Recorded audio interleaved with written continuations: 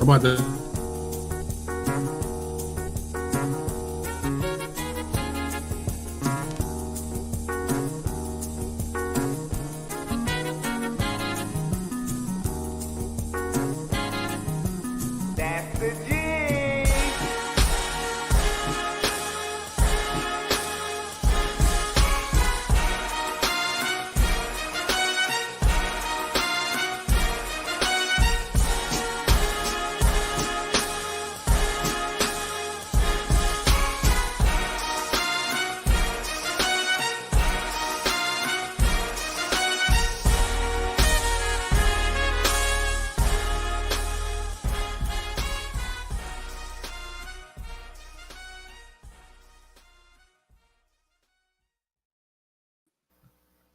Salute, Nick family. Welcome to the Queen's Court. Actually, the off-season monthly edition of the Queen's Court. In the off-season, I'm going in June, July.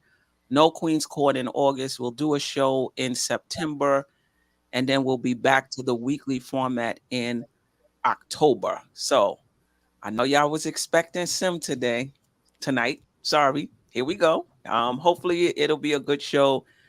Anyway. So tonight, most of the shows in Nick Universe has been really taking a granular view of like real small topics about the Knicks. So for the first part of the show, we're going to zoom out a little bit. This is the first Queen's Court since the season ended.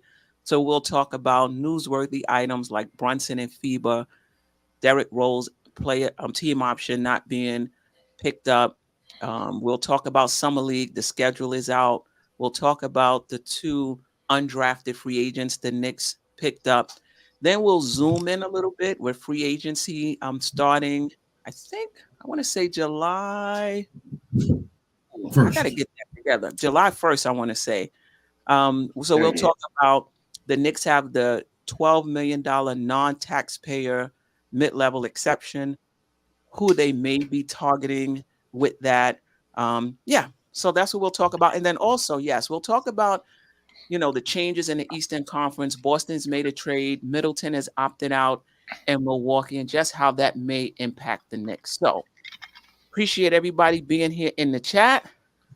I got Jeff Clafter, Ajay, Stafford Don, DJ Shuttle. How's everybody doing? We're good. Good. I'm good. I'm blessed. All right. We lost somebody. We lost Jeff. All right, Jeff will, Stafford's still here. Right. Yes, Jeff. I'm still here, boss. Right. Let me add Jeff back. Oh, Jeff better get that hanger together out there in Texas. Get your little hanger together with the aluminum foil on the top. Sorry about that. Disappeared for a minute. Doing well. All right. Let's get right into it. Let's start out with Derrick Rose. The Knicks are not. Oh, we got to find another angle here. Let me see if I can find. All right. There we go. That's the best I could do, I guess. Let me move over here. The Knicks did not pick up Derrick Rose team option, so he is now an unrestricted free agent. Now, the Knicks can still sign him, right, to a cheaper contract. I doubt that happens. He had absolutely no role with the Knicks on the court, at least, last season. So it would be I doubt they bring him back. But anyway, I just wanted to get you guys' opinion on that. If you thought it was a good move, if you thought maybe they should have picked up his option. And just your overall thoughts on Derrick Rose's tenure in New York, at least the second time around. But I just want to go through him as a player, his NBA career, NBA Most Valuable Player in 2011, NBA All-Star selection 3 times, All-NBA First Team in 2011, NBA Rookie of the Year, NBA All-Rookie First Team, Skills Challenge Champion, Conference Rookie of the Month several times, Conference Player of the Month several times, and Hall of Fame yet to be determined. Just your thoughts on the Knicks not picking up his option and just Derrick Rose's role with the Knicks since he's been here. Ajay, and we'll go Staffer, DJ Shuttle, Jeff. Sorry, I was muted. Good evening, Queen, and salute, fellas. Shuttle, Jeff, Staffer Don, and of course, the chat and NBK family and Knicks Nation. Salute to you all. Um, Basketball wise, business wise, it was the right thing to do. Unfortunately, I mean, you can't when you in this case you can't let your emotions get into this. I mean, really, emotionally, we want to keep Derrick Rose until he's on crutches. But well, I mean, you can say he was on crutches because he wasn't. He was hurt a couple of times, but I mean, he was. We had some $14 million tied up into his salary, which we need. We got to do what we got to do to improve the team. Unfortunately, Derrick Rose, he wasn't doing anything. He was just there emotionally for the team. Is that worth $14 million? I do not think so. And apparently the front office don't think so either. So that was the right basketball move. That was the right business move. If that's what you got to do, the focus is to get the team to a better place so we could win more. If the organization is attached to Derrick Rose, maybe they could, if he's retiring, they could offer him a position in the front office. But otherwise, him sitting on the bench, taking up a spot and taking up salary money would not have been a smart thing to do. So that was the right thing to do. We knew that was going to happen anyway. So, in terms of, I mean, what does he mean to the Knicks? Listen, Queen, not just the Knicks, like any NBA fan, Derrick Rose is loved everywhere he goes. And, case in point, the last All-Star voting, Derrick Rose was one of the Knicks who got the most All-Star votes. So obviously they love him, not just here, but in Chicago. Like he's, his son of Chicago, and they love him over there. So maybe he's got a place to go retire. Maybe, he could go there for the veteran minimum, just to sit on the bench and be the voice of reason in the locker room and on the bench. But why can't he do that for us on the minimum? He can. He absolutely can. And because that wouldn't hurt us financially, veteran minimum, that would hurt us. So yeah, that's why I said, if when he retires, they could offer him a position.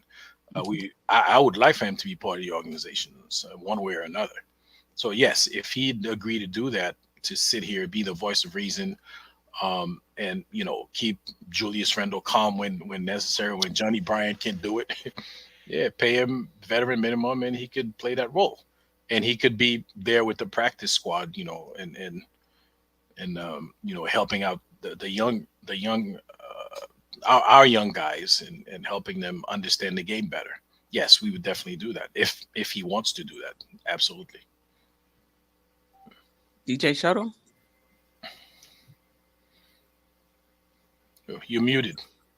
Of course, everyone loves D Rose, like Ad said. So I mean, you can't say nothing bad about D Rose, even though he did go AWOL previously.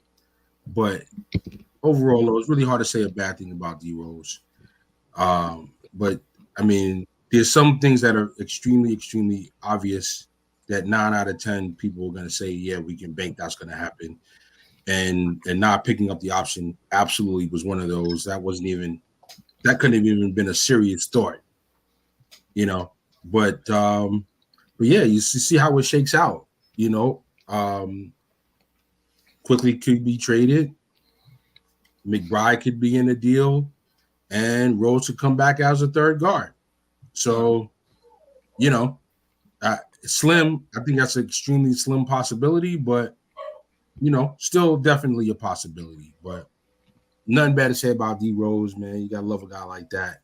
Loves the game, and he's like a baller for real. He's not here for the extras and all that. So, yeah, man, he did his work in the playoffs when he had the opportunity, when he was healthy and could. And when other players didn't step up, he showed what it was. So, thankful for him for that. But as the saying goes, at the end of the night when I do the party, you ain't gotta go home. But You got to get up out of here. Word. Staffer? Yes, can you hear me? Yep. Yes, sir. Yes.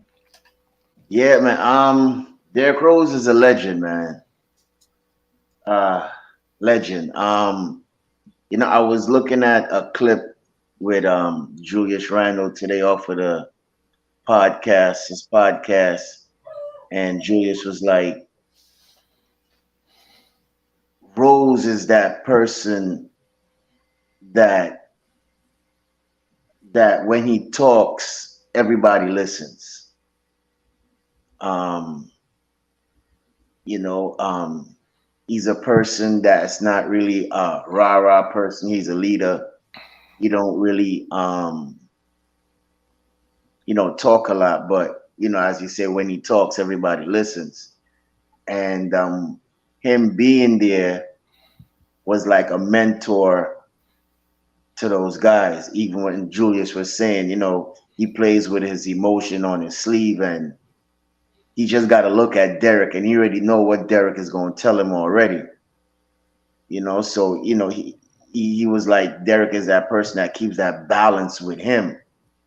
And I think he keeps the balance with the team, especially with the young guys like Quickly and McBride. They look up to him, and even McBride was saying one day, was like, yo, well, Rose was saying, it's time for that young boy to show what he could do. And for a veteran like that to tell a young player like McBride, give him advice and do his thing, it's a real blessing to have a type of teammate like that. But I think it's time for D Rose to try and win a ring with somebody else, with another team, a championship team. He was good for us in the locker room. He'll be missed. But as a vet and as a person that still got a little game in them, I'm sure some championship team could grab him and have him come off the bench, play like probably 10 or 12 minutes, bring an extra spark to their team, for him to try to win. But wherever he goes, I'll be rooting for him, regardless of the fact he's a Knick or not. That's a true baller right there, a true legend. And if he does come back, he's not going to get the type of role that certain fans may want him to get, but he have that role where he'll be mentoring those guys, telling those guys what he sees on the court for them to adjust, like a Udonis Haslem, like a Taj Gibson, those type of fellas that have been in the league for a while, and just mentoring the young cats how to be a professional and go about their business off and on the court. So salute to Derrick Rose, man, but I think it's time for him to try and see if he could find a team where he could win a ring, and I think that would be very good for him. And salute to Rose, man, wherever he goes. True baller, true star, true Hall of Famer, true legend.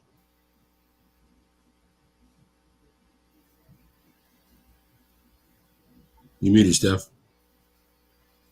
Jeff, any thoughts on the Knicks not signing his option? And if you thought he had anything to and just his second tenure here. I say this to my students at the college I work for all the time. You only have people around in your life for a certain number of seasons. Sometimes that number is bigger than others. And with Derrick Rose, we actually got a second season with him when he came back to us. And I remember at the time of the trade, I was like, why are we bringing Derrick Rose back? And then, I mean, he was the Josh Hart for that We Hear team. I mean, he came in, we were a few games under 500, and he was the spark of that bench, and the bench unit was better than the starters. And he had not that they were more talented or anything, but they just impact on the game. They were just better, and he had everything to do with that. He got them to play at a different pace. He was able to unlock guys like Obi Toppin and Quick in a way that the team wasn't able to do before.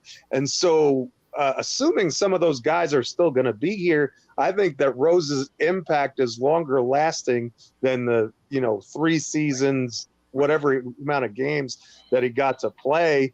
And I remember in the preseason, I remember Shuttle talking about how Rose could play a vital role with this team, if he was healthy. And then it didn't ever look like, it looked like his time had passed. It didn't have that explosiveness, that quickness that was, that was just put him on the other level.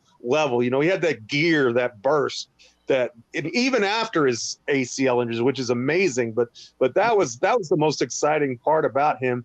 And the fun part about Rose is it seemed like when he first got here the second time, it seemed like every game he was making at least one play that you were like, whoa, ooh, look at him do that. Something that Knicks fans hadn't seen in a long time. Because the man's a real point guard. I mean, we gush and we about Jalen Brunson, and rightfully so, but Derrick Rose, terrific lead guard. But it's time for him to go, and I wish him nothing but the best.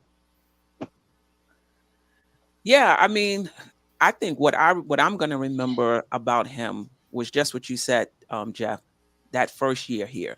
And shout out to Best of Worst, because this is exactly what I remember about Derrick Rose. And this is what came to my mind. D Rose has helped with this culture setting along with Tibbs. We need to bring him back as a mentor and then an assistant. I mean, if they can do that, that's fine. But the culture setting, he was a part of it. Obviously Tibbs being here, he was a part of it. But Rose being here, that definitely helped turn this. Think about where the Knicks was prior to this whole regime. So we could talk about the front office being a part of the change. We could talk about Tibbs being part of the change. But I think Rose was a part of that change as well. And not just that, he did it on the court. Remember, Randall had an all-NBA season, but there were many fans who thought Derrick Rose was the best player that season because his shots and what he would do for us was so timely. And he closed a lot of those games for us. He hit the big shots for us. And in the playoffs, remember, he was the only one who was still able to do what he did in the regular season in the playoffs. Like the playoffs was like nothing for him. He looked the same.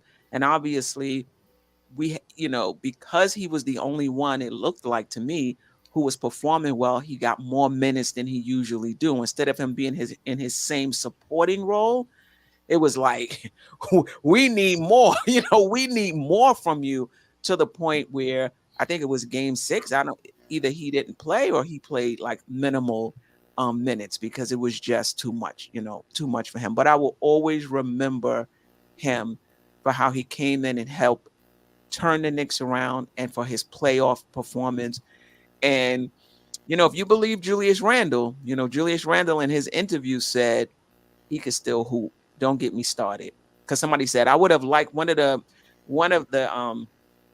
it wasn't Paul George, but somebody else asked the question. The one with the black hat, the one with the black hat, the one with the glasses, not the light skin one, the dark skin one. Right. I know exactly what you're talking about. Made the statement that they would have liked to have seen Derrick Rose in the playoffs, and Julius Randle said, "Don't get me started on that," which led me to get me in trouble. Right, you want to get me in trouble. Right, which led me to believe that he could have gave him a few minutes, but it's water under the bridge right now.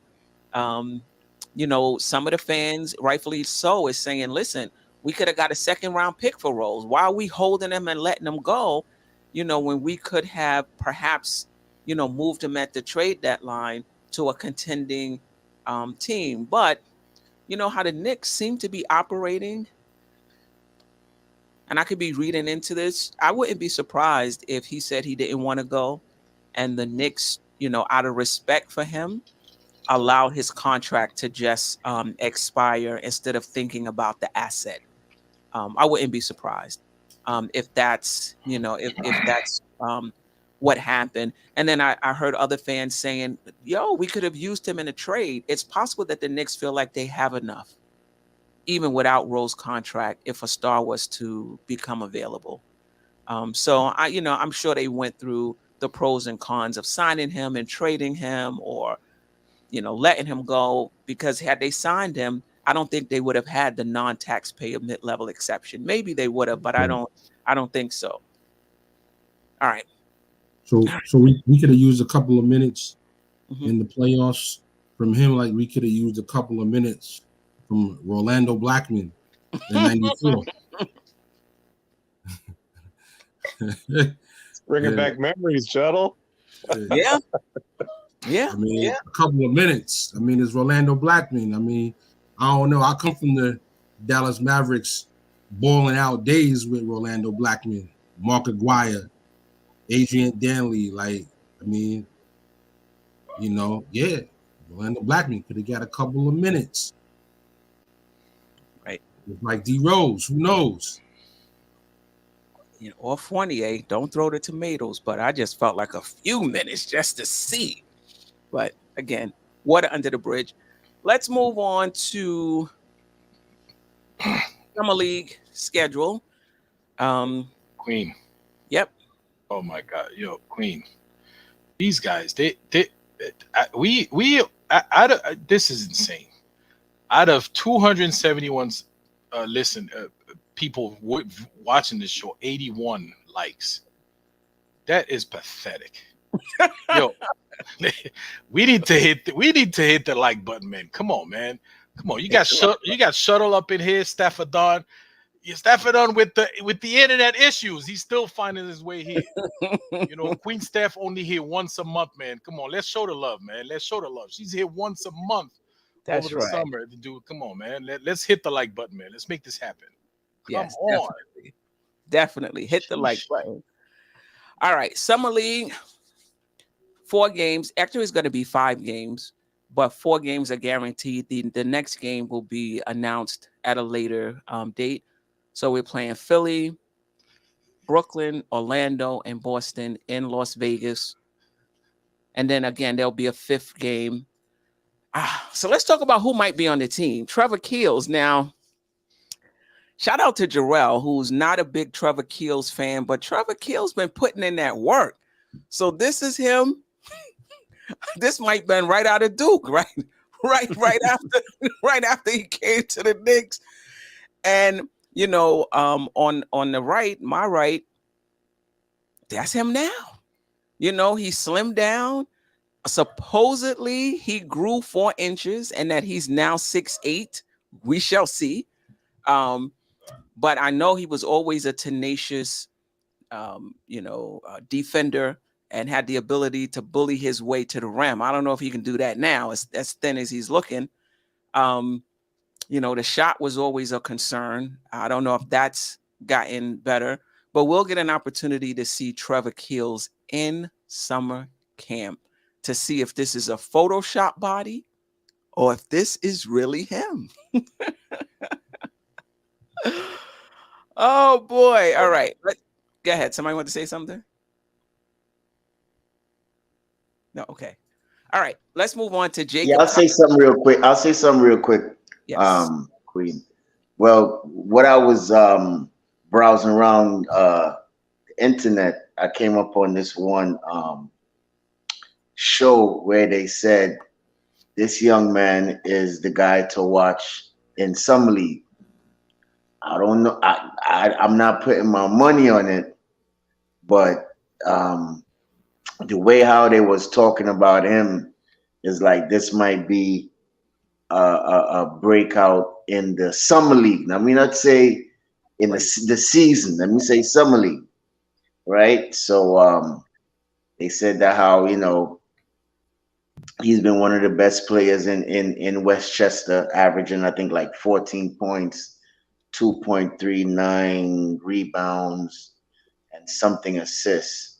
So we should definitely look out for him. But they did say just because he put up good numbers in the G League mightn't turn around to be good in the NBA. So that person was like, we need to look at him specifically in the summer league to see what he could bring.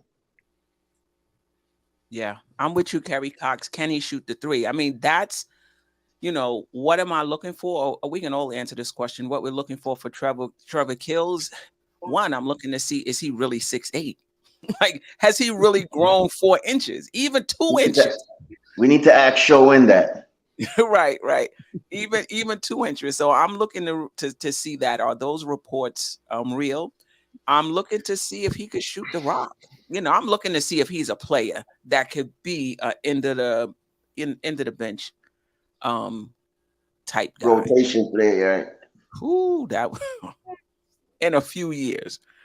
So yeah, that's what I'm really looking to see from Trevor Kills. I know defensively he was always a really good defensive player. Let's see in summer league. All right, let's get to Jacob Toppin. So the Knicks did not have any draft picks, first round or second round in this past draft. But after the draft, for those college players who weren't drafted, the Knicks were able to pick up 2. And one of them they picked up was Jacob Toppin out of University of Kentucky. He played 1 year at Rhode Island. Then he played 3 years at Kentucky. I've seen him as a small forward / period. I've seen him as a small forward / power forward. And in one place, I saw him as a power forward / center. I don't know. Maybe that was a typo, but obviously out of Ossining, New York, 6'9", 200 pounds, 23 years old. Didn't play. When you look at his games, minutes played, and Rhode Island, 18.5 points a game. Kentucky, his first year there, 17 minutes. The second year, 17 minutes. But his last year in Orange, played 31 minutes a game for Kentucky. 12 points, 6.8 rebounds, 2.2 assists, 0.5 steals, shot 46% from the field, just 30% from three. So from what I understand, he's an energy guy, can kind of put the ball on the floor, but he's a project, years away. I don't know. And what's your expectations? Anybody familiar with Jacob Toppin? Please share that with us. I watched some video, once he was selected. I saw a couple of games where, I seen him play and, Obi Toppin's little bro. Okay, cool. Like nothing really jumped off the screen beyond his hustle. He definitely has the hustle to be a Tibbs type of guy, but I'm baffled by this whole thing that you could sign Obi Toppin's little bro. Like, I'm baffled by this whole thing. With all the Obi Toppin drama that's happening, how in the world are you signing Obi Toppin's little bro? Like, how's little bro on board with this? How's Obi letting them do it? How's the family letting them do it? Like, it's just so many questions. Forget about his game. It's like the whole logistics of all the stuff that's going on is like it's just too unstable unless we just getting some smoke and mirrors with all this Obi Toppin stuff, because everything that's being reported is way too much to for this to even make any kind of sense at all. Like, what are we gonna do? We gonna trade Obi and then slide his little bro in the lineup? Like, where did he do that at? Like, I don't know. Why not? Yeah, I mean, I think he's. I mean, listen, he's a two-way player. I don't think he's going to be on the roster. This upcoming season. I'm just saying, Steph, put yourself in Obi's shoes right now, and that's the benefit of the doubt. All the drama being reported is actual facts and all that.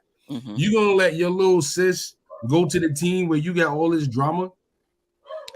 I don't know if I would have any control over that, though. Queen, if they do that, what drama? But what drama do we have, though?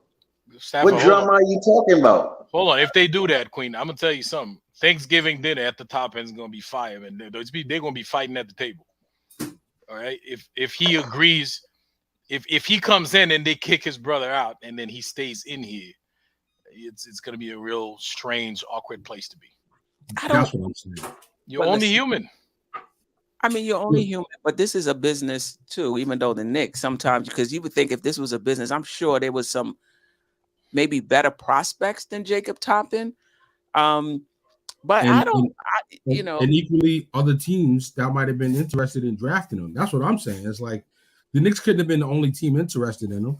Too athletic, too much ability for the Knicks to be the only team offering a deal. So, and to answer Stafford's question, the drama is with Obi Toppin being reported with Coach Tibbs. But who don't have locker room arguments? Right. DJ, who don't like? Come on, bro. Like I think you're blowing it a little bit overboard. Who doesn't have arguments with the coach?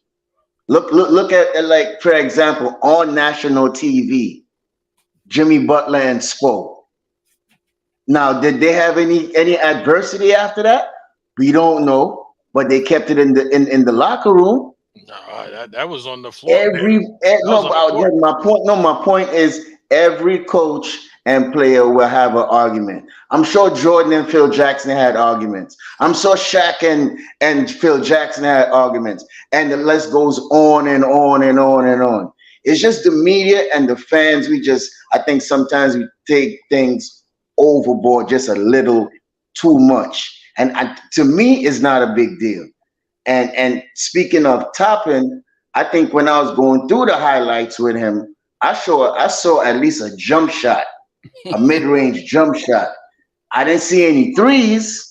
I think he's a good slasher. I think he's a good hustler, as you were saying, DJ Shuttle. You know what I'm saying? But I didn't see the threes that much. But I think he has a little jumper, and I think once that's perfected, he can be a role player in this league. Given what Queen said, another year, another 2 years, I see him in the league as a good role player, a good two-way player, but he just has to work to get more better. Do you think his skill set? Do you think his skill set, not necessarily his ceiling, but do you think he has a better skill set than Obi Toppin, like can do more things than Obi? I feel like he's more lateral than Obi. He could move more better on defense. But when you watch Obi on defense, he's a little stiff. That's why I think Tibbs don't play him at the 3 or even play him with Randall, because everybody they will blow by both of them. Right? So I think his defensive skill set as 6'9" with that type of wingspan, I think it's a better defender than his big brother. And I think if he could master that little mid-range jump shot that he got, I think that could be effective too. And him being slashing, a hustler, and doing the little small necessary things. A blue collar guy, workhorse guy. You know what I mean? That does the dirty work. Yeah. Oh, I'm sorry. I didn't mean to put that up. Try to stay positive here. Okay. All right. We'll see. What, like the same thing. Like, what am I looking for in summer league? I'm looking to see if he can play. Like, I'm looking to see if there's any redeeming qualities, that I could say, wow, put him in the G League for a year or two, he might be all right. Anything specific you're looking for in summer league from any of these guys? I don't think any of them are pro level material, Keels included. So, I mean, I'm not going to get my hopes up about anything. Filling out the roster, you've got that extra two-way G League contract to work with this year. So, if actually, probably of the guys that we do have, Martin is probably the one that I'm most interested in. But I mean, he's 6'6". He's got a little wiggle to him, I guess. But I don't expect anything from any of them. And Toppin just doesn't have much of an offensive game. he'd really have to improve by leaps and bounds on that end of the floor to jump up where he's a solid rotation piece, in my opinion.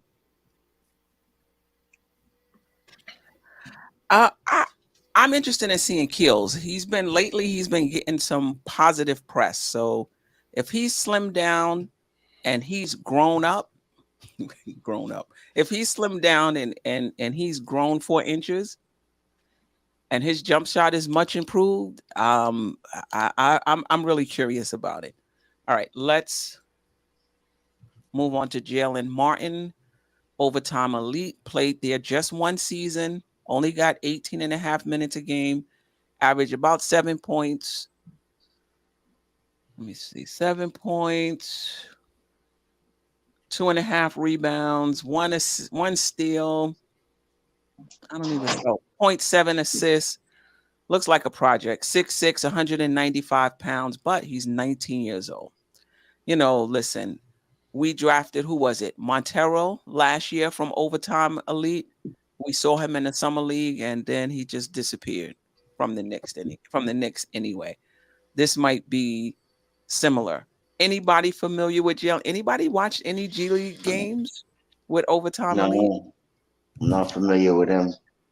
Yeah, not familiar with him.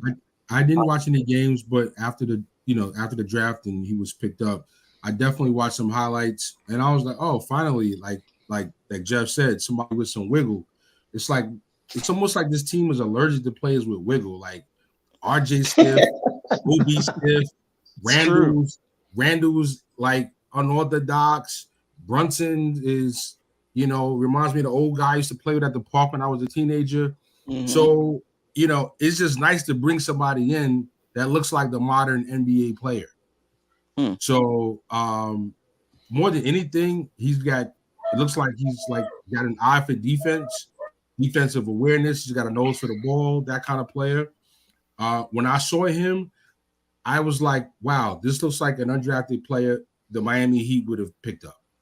So, that made me feel promising. And, I don't see him on the team this year. Maybe little to none next year.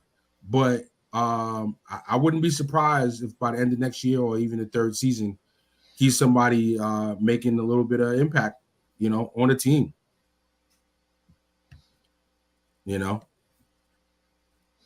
We need guys like this. Right now, we don't have enough of it. So, he's just a guy that'll get out there. His speed, his hustle, his defense, ability to play defense on the 1, 2, and the 3. Could be useful. Could be useful. I agree also with Jeff. I see the most promise out of him over Keels, over Toppin, and anybody else coming in for Summer League. So he's the one I got my eye on the most. Okay, we'll see. It used to be we would be familiar with these guys and would be excited to see them in Summer League. And now it's just going to Summer League just to see who they actually are. Queen, I heard the same thing too, just what the Shuttle was saying. Mm-hmm. I heard that he was a steal, and we should. Yeah, he is a guy that we should be looking at. But as you look on the screen, Overtime Elite is high school. Nah, it's not like he was playing against college players or. No. Overtime Elite is not. That's not high school. They accept players 16 to 20 years old. They do accept players between 16 and 20 years old. But if I'm not mistaken, they play in the G League. No, they don't. Overtime is a different league. Okay, it's a different league. Okay. Yeah, it's a different league. So that's what I was saying. It's not like he was playing G League players, you know what I'm saying, or college players. He was playing players in that particular league. Yes, but keep in mind that, to Jeff's point, the Thompson twins, who went 4 and 5, played in Overtime Elite. 3 and 4. Was it 3 and 4 they went? 4 and 5. Yeah, Yeah, 4 and 5 or 3 4 or and something 5. like that. But did they go to college? Nope. No. No, they went to overtime elite. Yeah, Oh, they went to overtime elite. Okay. yeah, to play in that. Staff, a lot of the guys who used to be one and dones in college are foregoing that, and they're going to play in like the overtime elite or the Ignite in the G League. The Ignite is actually a G League team, I think. Yes, But that's correct.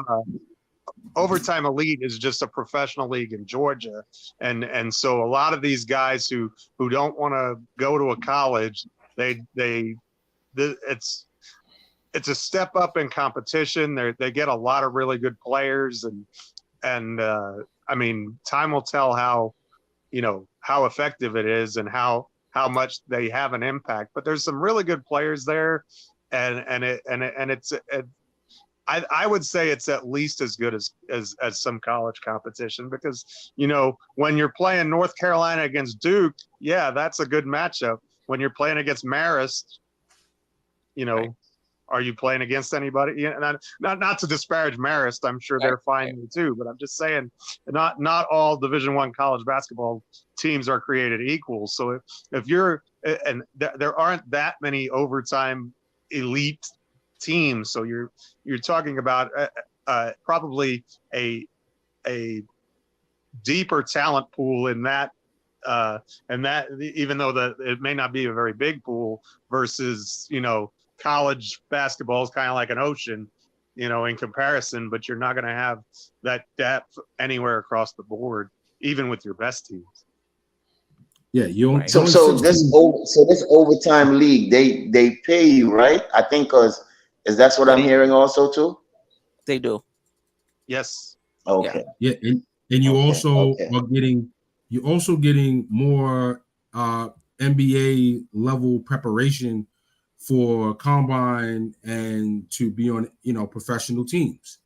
It's the Thompson brothers both expressed that, and another player, I forget the name, that came from overtime elites league.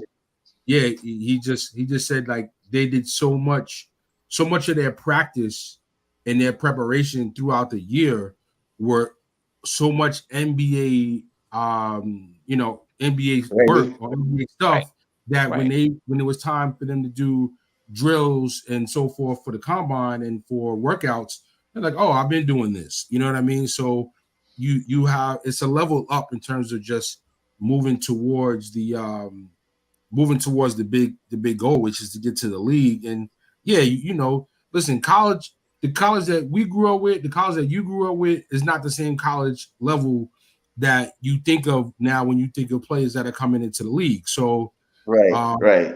There's more options. You don't got the same cable you used to have. You got all kind of different cable. You might not even have cable.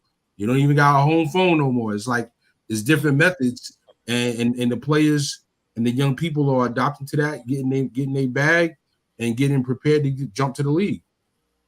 Right. Well, you know what? I haven't seen any of these guys play, probably except Scoot. So I'm still on the fence with all these guys, to tell you the truth. So I want to see them play. Okay. BX Mel, we do have a G League team. It's called the Westchester Knicks. And Trevor Keels played on the Westchester Knicks this season. And in the past, Jericho Sims, Miles McBride played on the G League team. Even Tim Hardaway Jr. at one time. All right, he was just kidding. Okay. All right, let's move on. Let's just talk a little bit about Jalen Brunson being named to FIBA. How much do you think it's going to help his game, or do you feel like it's going to detract from the time that he could have been spent working on his defense and some other things in the offseason? Why not start with FIBA and work on those things? You playing against different competition. Work on your defense there. Work on everything that you want to do for USA. and come back and bring it to summer camp, show out, and bring it to the season when it comes. So I don't think it's going to take away anything from him. All he's just going to do is just gain more experience, be more aware on the court. He's going to be around world talented coaches that's going to coach him up. Hopefully, we could bring him a medal or trophy, whatever it is. And you know, even him being a MVP in these games and we win it, that would be even much nice. But at the same time, I don't want him, you know, wearing and tearing. Hopefully, he stays healthy, and we got a rejuvenated, hungry, you know what I mean, pit bull ready to come into the season and trying to get us to a championship. Yeah. And anybody else? Do you think him being chosen for FIBA had a lot to do with his playoff performance, that his visibility has risen in the league? Or do you think, nah, he probably would have been chosen anyway? Oh, I think his playoffs made a huge difference, Queen. I think you hit the nail on the head with that question. People are just really discovering what Jalen Brunson is. I mean, if you'll remember last year, the Knicks were ridiculed, saying that it was an overpay for this guy. And now a year later, and here he is with the best contract in the league for a guy not named Wembanyama. You know what I mean? So I think it could be good for him. I'm a little bit nervous about him staying healthy and the extra wear and tear on his body. But then I also remember, y'all remember Olympic Melo? Every time Melo would come back from the Olympics, he would be in shape and ready to go, and he just had a better season, it seemed like. Maybe we can get the Brunson version of Olympic Melo. Well, Queen, to answer your question, I don't think it's just the playoffs; it's the whole season.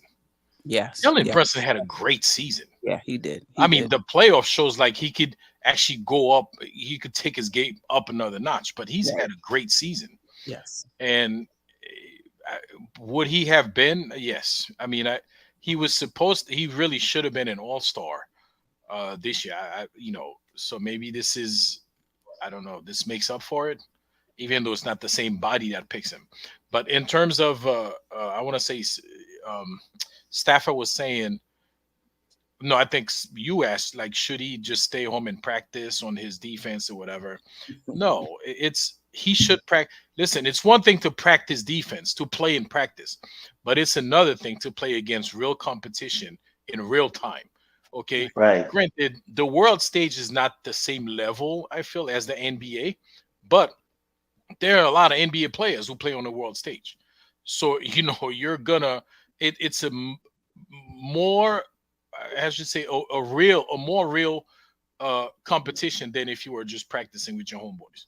It's because you're actually playing for something, and it's really intense. It's not NBA intense, but it's still very intense. So it's the next best thing. It's much better than practicing at home with your trainer and trying to figure out what to do on defense. This is that you just hope he doesn't get hurt.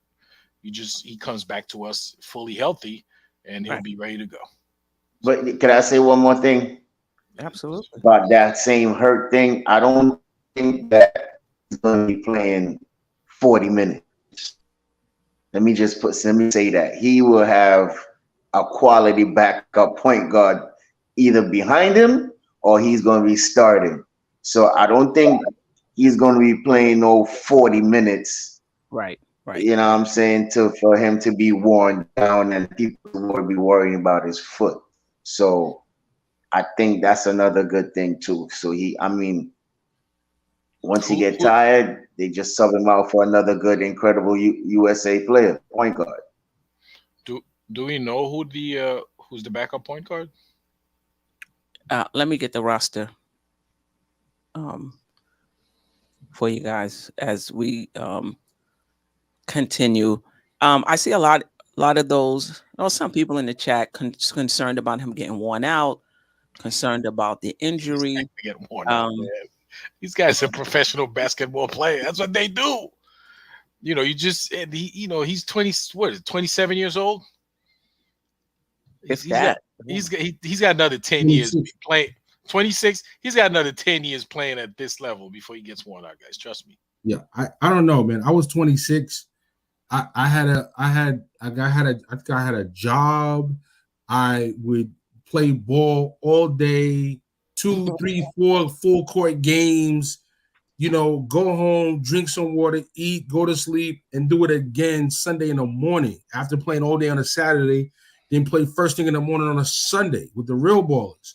So like I'm just confused with all of this need for rest. I mean, you're gonna get weeks and weeks of rest before the season even starts. You're not logging heavy minutes. I mean, it's FIBA. You're playing 50% of the game minutes, probably at most. Like, what are we really talking about? Yeah, and hopefully, and I'm sorry, and hopefully, we doing some recruiting. JB, can we get some recruiting here amongst the other top teams in the league? Yeah, let me read off the roster so we could see who he can recruit. Palo, I hope I got that right. Banchero, Mikal Bridges, Jaylen, of course, Anthony Edwards from the Timberwolves, Tyrese Halliburton from the Pacers, Brandon Ingram for the Pelicans, Jaren Jackson Jr. from the Grizzlies, Cam Johnson from the Nets, Walker Kessler, I love Walter Kessler from the Jazz, Bobby Portis from the Bucks, and Austin Reeves from the Lakers. Banchero, of course, is on the Orlando Magic, and Mikal Bridges, of course, is the Brooklyn Nets. So Halliburton will be playing, and you could play. They can play with each other actually, so it'll be interesting. So with all the ball handlers on the team, Anthony Edwards, Brandon Ingram can handle the ball. Austin Reeves, I don't think he's gonna get overworked. It's not like they didn't have anybody like high school. That's what I was saying. One bring the ball up the court. I think he'll have there'll be a reprieve. You'll be all right. And if it's anybody I think he should recruit that as a free agent on there is Reeves and probably Ingram. Everybody else is signed to their team long term. It's okay. It's okay. Building relationships. This is the foundation for 2 years from now when they are happy and they're ready to bust a move. Yeah, we played in FIBA. We played in FIBA. We played in FIBA, and we just had a vibe like, we can play together down the road. This is where you set the tone, like, and this is what a lot of people today miss is the relationship building and the process that it takes to make business moves happen. Like, look how long it took for Kyrie and KD to join a team from when they played together mad years before that. That was like 7-8 years ago before they eventually played together. So set the tone, JB. Let's go. All right.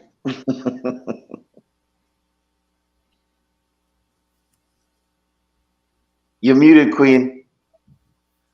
I said good for him. I think it's good recognition for him and good recognition for the Knicks. You got to be out there, right? Yeah. Like you got to part of changing the narrative is people seeing you in a positive light. Seeing JB out there, him balling, the type of guy he is, the type of player he is, and to be representing the Knicks, that's publicity. That's free press. Like, that's putting the Knicks in a positive light because right now we still got to combat Zach LaVine saying allegedly he don't want to go to the Knicks. Right. And that's fine. And people, but the point I'm making is not really to focus on Zach LaVine, but if he's thinking it, other people are thinking it. You know what I mean? So we have to make sure. We have to make sure though, when we're not even to make sure, but Jalen Brunson being selected does nothing but help to change that type of narrative. That's all. But I feel like that same thing it's a clutch thing. because it's more of a clutch thing than Levine talking about he don't want to. It's basically they said it. He don't want his client playing anything for the Knicks. So I mean, and then example with Cam, he's a clutch client.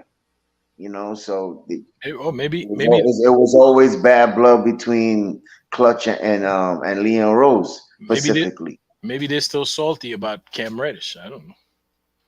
Yeah, but I mean, it's really it's up to Chicago.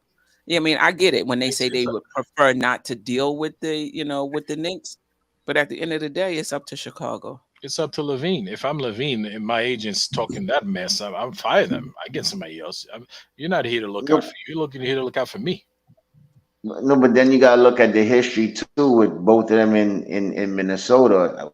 We don't know what. I mean, he traded him for Jimmy Butler, so that could be it. It could be a whole bunch of series of things.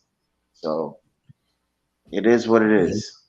He got him a max contract though, so somebody trade me and they trade me and give me a max contract. Like, I mean, like I'm gonna really be upset at that. Right. That's what I'm saying. Right. It's like the Knicks don't like me, but they want to give me $40 million. I'll take that. I don't know, whatever. Yeah. I don't believe Zach Levine said that, but more than anything, again, just focusing on the JB FIBA representation, I just think that it's a great look for him. It's an even better look for the team, and it only helps showing the Knicks in a positive light. And as we're moving and becoming a respectable NBA franchise, these are the type of looks that we need. No doubt. And I don't think there's a better ambassador for the Knicks, for the NBA, for the country than that young man. Jalen Brunson is just good people. Just a good kid. Solid. Yep. Professional. I agree. All right. So now we zoomed down and talked about what's been going on in Knick Nation. Now we're going to zoom in a little bit and talk about free agency. Like we said, the Knicks are over the cap, so they can't go out and just sign any free agent outright. They only have the non-taxpayer mid-level exception, which I believe is worth about $12 million to sign a player. So I don't think they're going to get a starter for $12 million. They're probably looking at players that can fortify the bench at $12 million. So I want to bring up this slide. I was reading an article. Forgot what it was. But anyway, these were the names that were linked to the Knicks. And I'm just interested in your opinion on it. Now, I will say I have a separate slide for Dante DiVincenzo. I hope I got that right. We'll talk DiVincenzo. DiVincenzo, yeah. DiVincenzo. Yeah, we'll talk about Dante. Yeah. Well, Dante. I got a separate slide for him because one of the questions I have with him is he that much better than Grimes? I know for myself, we're going to upgrade that shooting guard position for a starter. I'm looking for a more reliable shooter, not somebody who's streaky, not somebody who runs hot and cold, somebody where you kind of know what you're going to get game in and game out. I don't think Grimes is there yet. From what I've seen so far, next season he can break out and become that player. And people say, "Oh, DiVincenzo." And then when I looked at his stats, I was like, he's still trying to find himself also. But anyway, we'll get to him. These were some of the free agent targets that was linked to the Knicks. Now, okay, yeah. I mean, Strauss, Walker, Seth Curry, Watanabe from the Brooklyn, who I really like, actually. But these guys are bench guys. These guys are not very tall. I feel like the Knicks got a lot of 6'4", 6'5" guys. Do we need more? But anyway, just your thoughts in terms of if it's not these guys, anybody else you think, and just in general, what's the ideal player you think the Knicks should be targeting? I feel like that's like 3 questions in one. I know. I hear you. I feel like let me fix this. Queen, this is a make or miss league. So I don't think every time that you want a shooter to make a shot, they're gonna have bad nights. For instance, they had one game with Matt Strus. He was playing. I think he was playing. Was he playing us or he was playing another team? And he went 1 for 10 Mm-hmm. from three. So I understand what you're saying when you say you know what they're gonna bring and a reliable shooter, but the only probably reliable shooter, probably veteran on this four right here is probably Curry. And just as you said, we've been going after guys 6'4", 6'3", you know what I mean, not very tall guys. So I feel like if it's anybody I probably had was to pick up over free agency, it's probably going to be if I had to pick one out of these four, it probably might be Strus, just because he's more built. I mean, he's kind of he ain't too good on defense, but I'll work with him, and he's very streaky. So when he's hot, he be making them. So but my ideal, and I called it. I mean, I sent you the email with Paul George the first time, and I mentioned it on this show. But if I could get something like a player like him, like a McDaniel off of the Minnesota, if you could get somebody like him with that type of youth and length and could play defense like that, he's like a similar to Paul George, but I think But Paul isn't that George wouldn't could that shoot be a a little trade? more better than him, huh? Wouldn't that be a trade though? No, I'm just saying somebody like him. I know he's Oh, under okay. contract with Minnesota. You were saying the type of player that I would Okay. like. Got you. Got you. Somebody like him with that type of length, Mm-hmm. but there's other players, older players. You still got that guy. What's his name? He got traded from Phoenix to Jay Crowder. You still got Torrey Craig. All of those are small forwards. Um, somebody tough that could play defense and can hit the occasional three. But I still think it's a make or miss league, and any of these guys could get hot. But if I was to pick one, I'm rolling with Strus. Yeah, Canal Band Lawyer, I appreciate you. He said none of them can crack can crack our rotation. I mean, it's going to be interesting. Like, we don't know. The Knicks don't talk. The front office don't talk. So we have no idea, or at least I don't have any idea what they're trying to do with this mid-level exception. Are they trying to improve the bench? Are they trying to consolidate? You can't bring in any of these guys without moving somebody out unless you're going to a 10-man rotation. If you're going to a 10-man rotation, what does that mean for Quickly's minutes? Right? Quickly is able to get the minutes he gets because he can get the backup Brunson minutes and the backup two-guard minutes. If you're bringing in another player and you're expanding the rotation to 10, then Quickly is playing in what? He's either starting or he's playing strictly behind Brunson, strictly behind Grimes. Like, I think his minutes are going to be limited. And you can't, I don't know if they're extending him anyway. I don't like any of, I mean, I'm okay with Seth Curry. I just feel like it's a duplication. And he does improve our shooting on the team, and we do need that. But I just feel like we just have so many 6'3", 6'4", 6'5" Yep. Mm-hmm. players on this team. And that's one of the reasons why I like Watanabe. I hope I got his name right, because he's a taller guy. What is he? 6'7", 6'8", might even be taller than that. He can shoot. He shot 44.4% from three. I don't know how many attempts though per game. Did he probably didn't get the volume playing only 16 minutes a game. I know he touched the Knicks up when we played him. But that potential is there. So are you looking for guys on the rise? I think the Knicks did good getting Randall on the rise. They got Brunson on the rise. Is Watanabe a guy on the rise? Remains to be seen.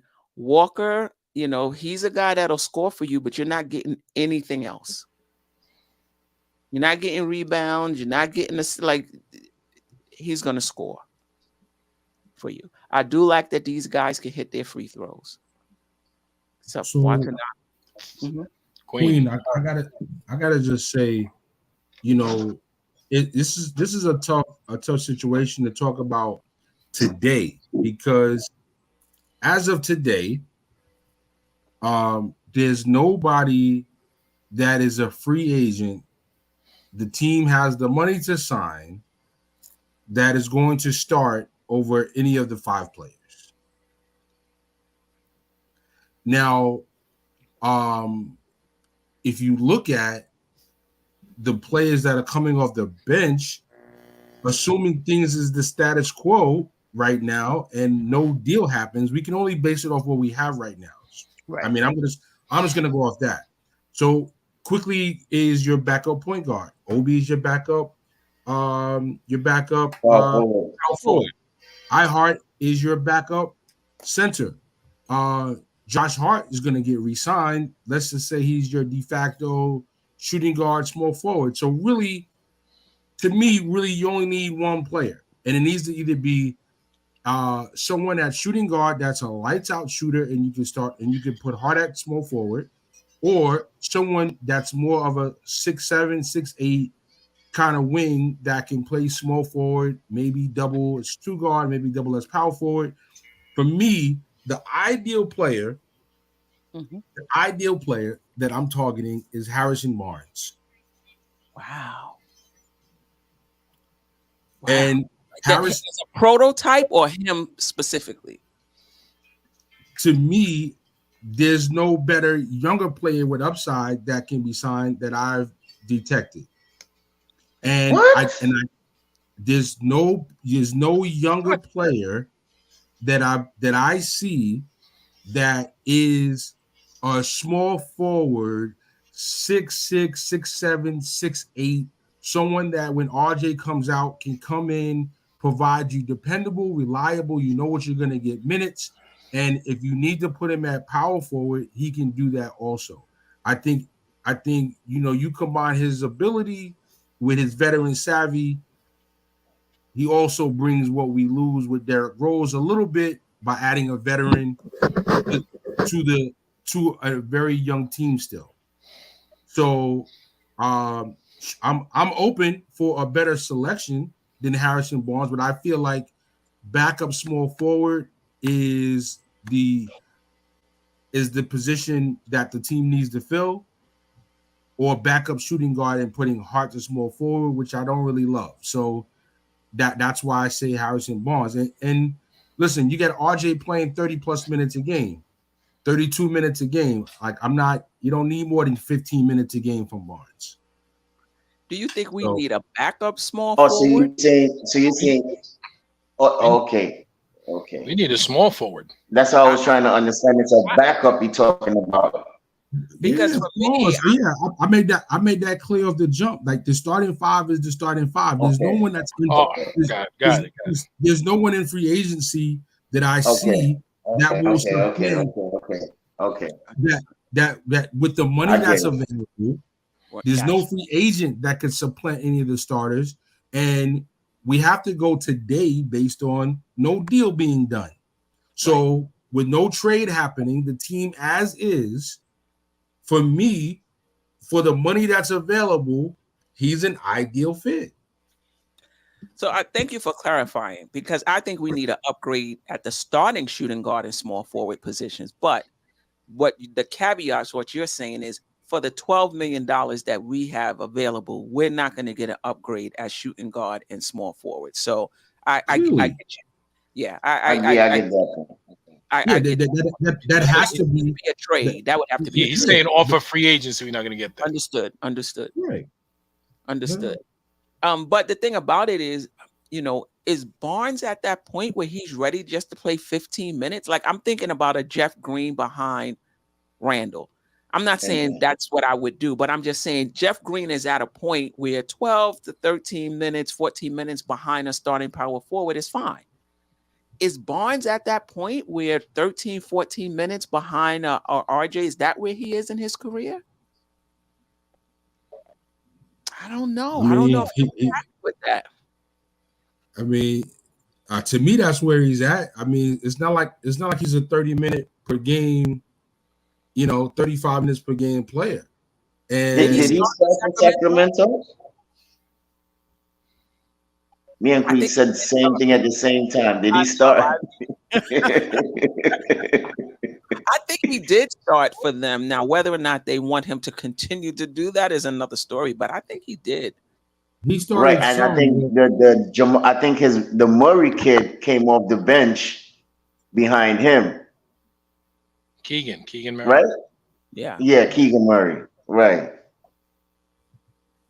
He played 33 minutes last season. That's what James Glass is saying. And he's unrestricted. Yeah. He's unrestricted. I mean, maybe he will. I don't even know if the money, like even if he would accept the money, $12 million, I think he might still think he could play. You know how these NBA athletes are. I don't know if he's on the back end of his career. But the funny thing about it, he's still young though. He seemed older though. Like, I don't even think Harrison. He's 31. He was a one and done. 47% from the field, 37 from three, 84.7 from the line, 4.5 boards a game, average 15 points. How old is he? I'm sorry, 31. How old is he again? 31. 31. Okay. Boy, they say that's old in the league, boy, but I don't think so. Yeah, in dog years, man. Oh, sorry, I was on mute. He might come into training camp if given a fair shot. He might beat RJ Barrett out. I'm trying to tell you. Given a fair shot where it's not about we drafted you and this and that, is just, listen, through preseason, through training camp, let's just see who wins that spot. He might give him a run for his money even if he doesn't win it. Boy, but you think that ain't going to be politics? We paying RJ $107 million and he's coming off the bench? Yeah, I know. That's going to be a lot of politics. Yeah, that's why I said if given a fair shot. But yeah, I agree with you. I want to talk about DiVincenzo, and then if you guys want to talk about trade targets or whatever, this is the last of what I have. So I wasn't familiar with his stats. So in orange for his career, Dante DiVincenzo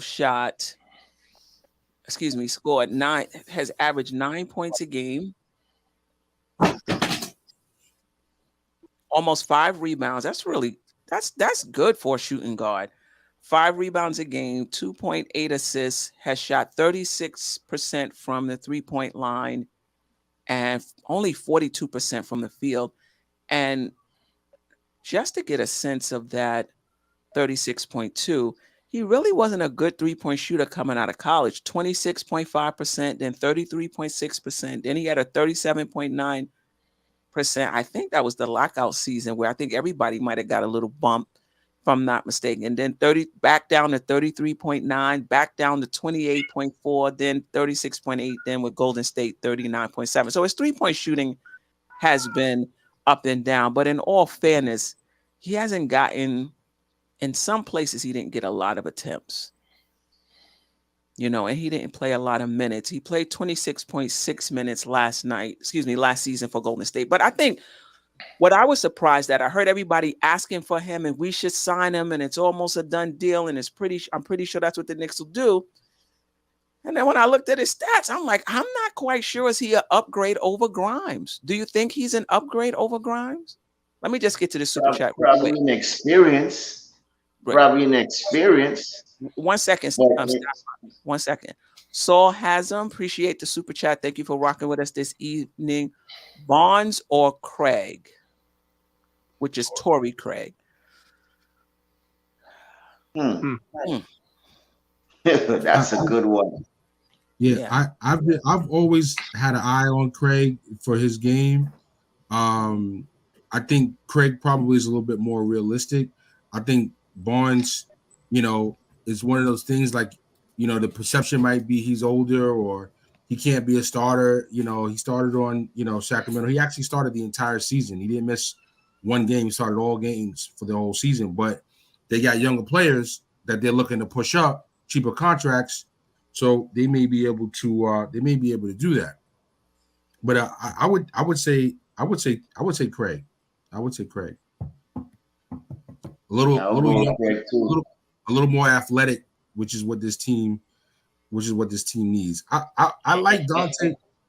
I like Dante coming out of college. Of course, the Villanova boys. The connection is great, and that would be nice. It'd be a feel good story, but I'm not impressed to start him. I'm not looking to start him over Grimes. I'm not seeing it like that. Yeah, I mean, both him and Grimes, it seems to me, are coming into their game. But Grimes, this is just his second year. DiVincenzo has been in the league. This is his 6th year coming up. So he hasn't gotten. I mean, I don't know. We could be getting him on the upswing, like I said, like we did with Brunson, like we did with Randall. We could be getting him on the upswing. But experience. He does have the experience. Well, Queen, it depends on what you're looking for. His defense is not as good as Quentin Grimes. He's not a bad defensive player though, but his defense is not as stifling as Quentin Grimes. Quentin Grimes is a very good defensive player. Yeah. So with Thibodeau, I don't know if Thibodeau would play him over Grimes. Nah. I will say this. You don't have to be as good a defender as Grimes. Can you defend the position and shoot better than not necessarily shoot better than him as far as the average, but don't run as hot and cold as he runs. So just be able to defend your position. You may not be an elite defender. You may not be an exceptional defender like Grimes, but can you defend the position? And if you can shoot, you might be a net positive. But I don't see that with DiVincenzo. I just don't. Just from the stats. Now I haven't watched him play, but the way people were calling for him, I just expected that when I pulled up the stats, I was going to see like somebody who's shooting like 39, 40%, from the 3-point line, has been doing it consistently, and I just don't see that. Again, unless he's on the come up.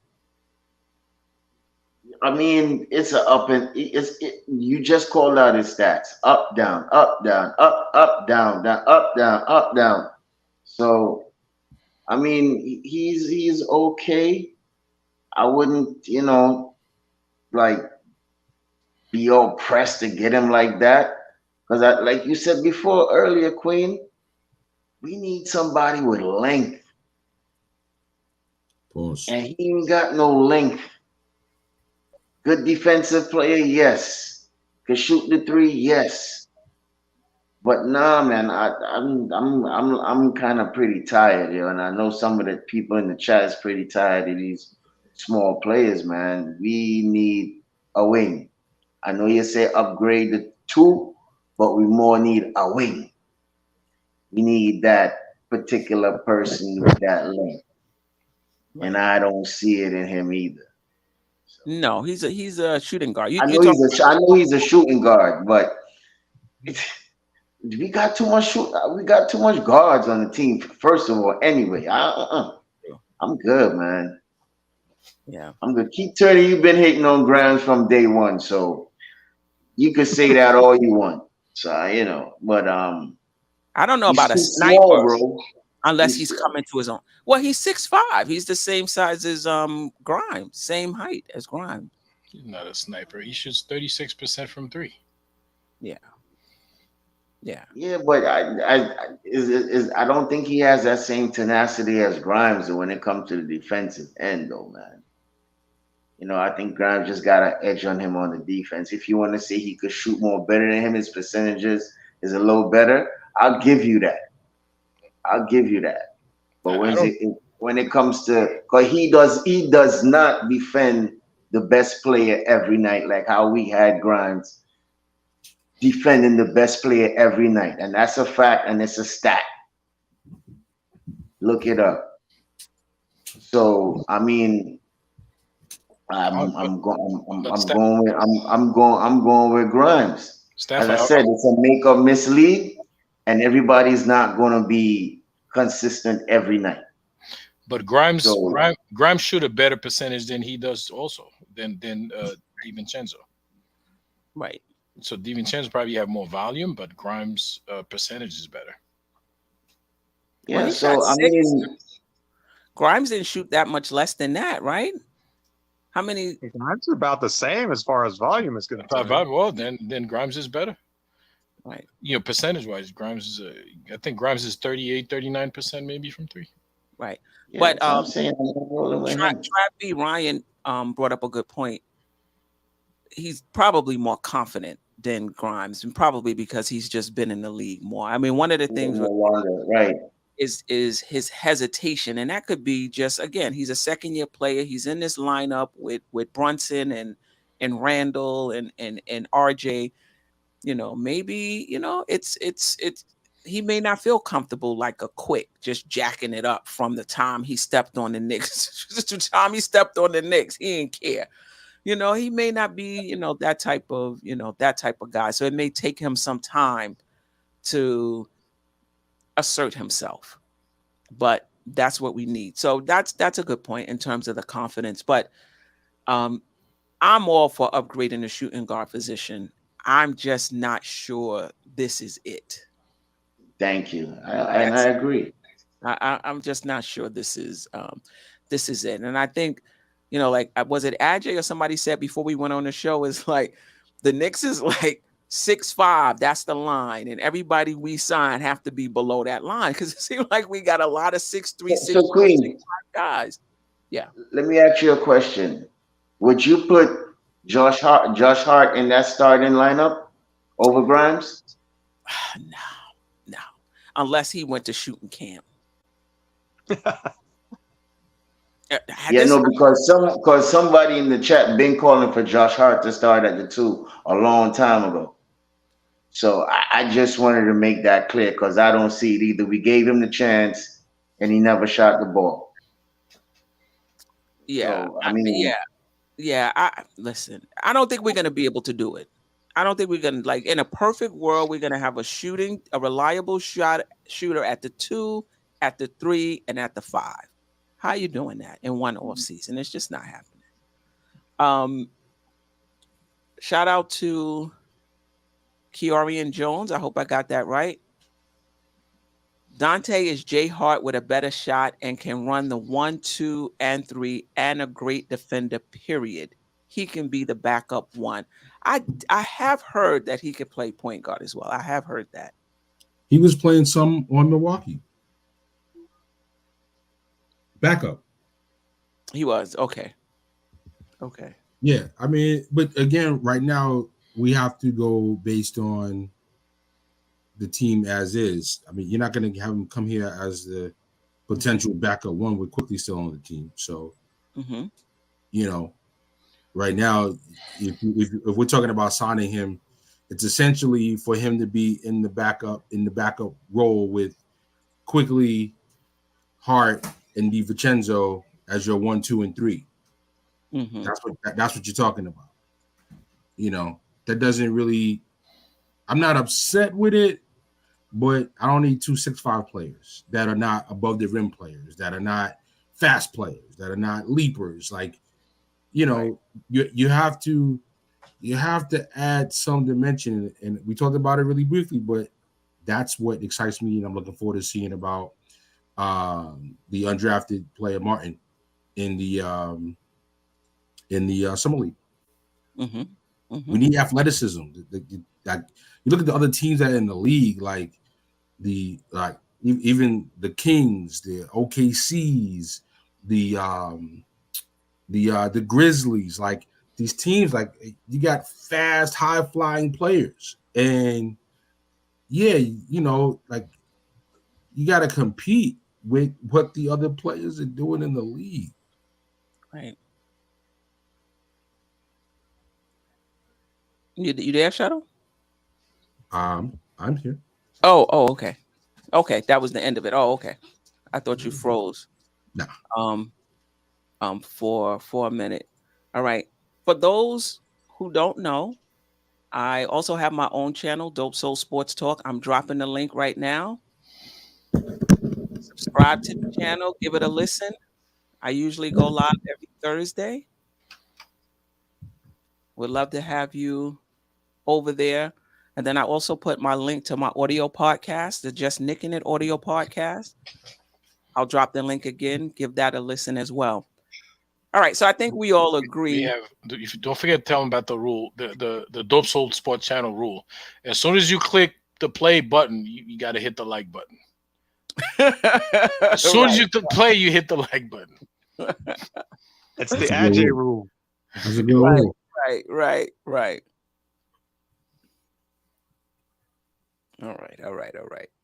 All right. That's well, I think we all agree. I think I'm the only one who thinks we need an upgrade at the shooting guard position. But I think we'd all agree that DiVincenzo probably is not an upgrade over Grimes. I think Steph, that when it comes to upgrading, it would be great to upgrade Grimes or RJ. To me, those I'd like to upgrade Mitch too, actually. Me too, 2, 3, and 5, to be honest. Oh my God! Here we go. No, we just saying what we would like. That's it. That's all. We just saying. I would like an upgrade at any of those 3 positions, and I just don't think it's available in free agent, and that's why I say what I said, is that I don't think there's any free agent player with the money that's available that they could just be plugged and played, plugged and plucked right in based on that. So the only way it's going to happen is via a trade. And with the trade season opening up on July 1st, I don't know if you have the date. Did you mention the date for the next show? No, it's going to be after free agent. So it's probably going to be in the next week or 2. So the July show is not going to be 4 weeks from today. I'm just going to allow some things to settle in terms of the Knicks making moves. Yeah, and then we'll be back on. I think it closes, if you want to keep it consistent with a Monday. I think July 10th would be good. I think that would give a week for things to shake out. The 3rd might be too soon, but it might be right on point depending on how things is going. Because the free agent period might open up some trades to happen to make the free agency things happen for the team. Right. Who knows? Can I Stafford done, you start complaining a little bit. Stafford, do you not think we need to upgrade at least at the 4? I mean, at the 3, at the RJ's position? You think No, RJ? You've been hearing me saying this all night. Wing. No. So that is the 3. But to throw in my guy Grimes, just throw him out the window. So Grimes is the problem. Okay. Yeah, I don't agree with that. I don't agree with that. You know what I'm saying? Other people want him to leave, which is fine, which is their opinion. That's what they want. But I don't think we should just get rid of the young boy just like that. It's only his 2nd year. He just played a full season within 2 seasons. You're muted, Queen, right? I still feel like he has time to grow. No, but we're not talking about him being off the exactly. team. We're talking about him just going to the bench for a more established player who's a more reliable shooter. Let that established player come off the bench. Make Grimes still start. I still want that to happen. Why? Is it about Grimes or is it about the Knicks? So, for example, it's about the Knicks, and it is about him to getting experience and trying to figure out in certain situations where he could fit in and try and do what he needs to do, like hit the big shots when he was when he was needed in the fourth quarter. I think we had a stat on that at one time. He was leading the league in 3-pointers in fourth quarter, right? In clutch moments. So it's not like he doesn't show up. We just need him to be consistent. And we give him that consistent minutes and give him some confidence. Why not keep him at the starting spot? Now, if he's told that he's not doing anything, still have that backup reliable shooter that could still come in and get the job done. But I don't feel, in my opinion, Queen. Yeah, I'm listening. That's just my opinion. Yeah, but whatever the team does, I can't get mad at. But that's just me. That's not how it works. Yeah. You can't have him here to learn how to do things, right? right. If you have a more reliable or more consistent, that's how you get experience. You got to start, RJ. No, you got to get minutes. No. But he's gonna get minutes, though. He's gonna get minutes. But here's the problem, right? So you have Jalen Brunson, who's hitting his prime, and Julius Randle, who's fully in his prime. You can't waste their time with Quinn Grimes trying to figure things out. If you could find somebody who's already figured it out, that you put that person in. That's the point Queen's trying to make, I think. And he comes off the bench until he gets there, and then you move the guy in front of him. That's all. That's it. That's all. I was Team Grimes. I was Team Grimes all summer last year when all the trades for Mitchell were happening. I had a few shows with Steph, and I'm like, we can't trade Grimes as part of the deal. I want to hold on to him. So I'm on board with Team Grimes, just so we 100% clear. I said I wouldn't be upset with upgrades at the 2, at the 3, or the 5. Mitch is the most, to me, Mitch is really, I know he's an anchor and so forth, but you need better players at the other positions if we're gonna have Mitch be the player he is. I wanna love RJ. He showed me some promise in the postseason, but like him and Randall, to me, I don't ever see that being a great marriage in terms of their play styles. It's like they're two of the same players. It's very redundant. We need better outside shooting. We need more athleticism. And since Randall seems a whole lot less likely to be the guy to go and more of a player in his prime, I would be okay with a deal that upgraded the 2 or the 3 if it meant losing RJ. Same way, an upgrade for the 2 or the 3 if it meant losing Grimes. I'm not calling for them to get traded, but you got to figure if you want somebody that's going to add the value you're looking for, they're going to want something in return that they can say, all right, well, we see Grimes and what he could potentially be. And sometimes in life, you got to give up something to get something. And that's just how life goes. Jeff, just your thoughts on, let me ask this question. First of all, do you agree that the Knicks need upgrade in a perfect world, at the 2, 3, and 5? And if so, which one is the priority? Because I'm not sure you're going to be able to upgrade all 3 of those positions in one offseason. I absolutely agree. We need upgrades at all 3 of those positions. I think if I had to prioritize them, I would say 3, 2, and then 5, because the way that Mitchell Robinson plays defense, I think you can live with that. And I think the way that he offensive rebounds, I think those are 2 elements that could be part of a championship puzzle if you have the right ingredients around them, which we obviously don't at this time. But I would love, and I don't, people ask me this all the time. Well, who's the player? Who's the player? And I don't necessarily know who the player is, but we need a 6'7" wing who can shoot and who can defend. I mean, if you can find that player, then Paul George is that player. He's really old and really expensive, but I mean, he's the only name that I've really seen that really fits the bill of what we're talking about, except maybe an OG Anunoby. But again, either one of those, I don't know how available either one of those guys is going to be.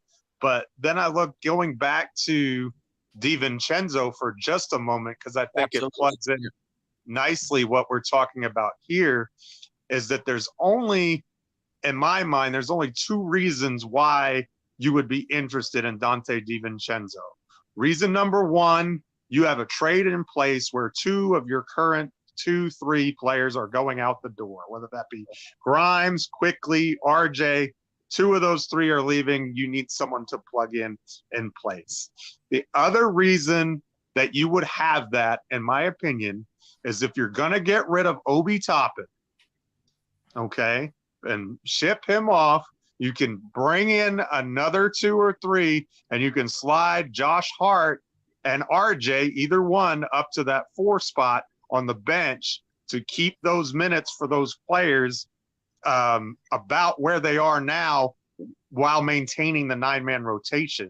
Now, you can argue the merits of that. I'm not saying that that's the best idea. I'm just saying those are the only two ways that particular signing makes sense in my mind, because you want to talk about a redundancy. I mean, that's like the thing that we have the most of, is a guy who's 6'4" and can shoot a little bit, but not great, and can defend a little bit, but not great. I mean, I think that describes Quickly. I think that describes Grimes. I think that describes even RJ to a certain extent, and certainly Josh Hart, and so there's no shortage of that on the team.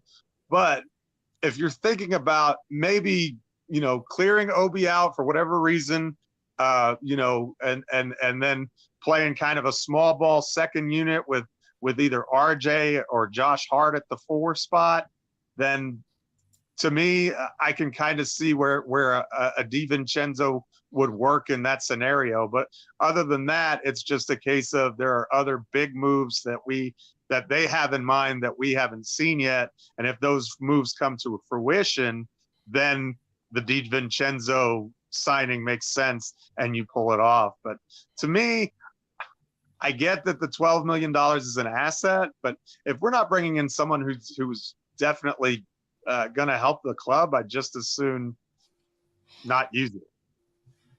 Yeah, I'm not laughing at you, Jeff. I'm laughing at the comment. Well, hey, listen, okay, I don't get offended.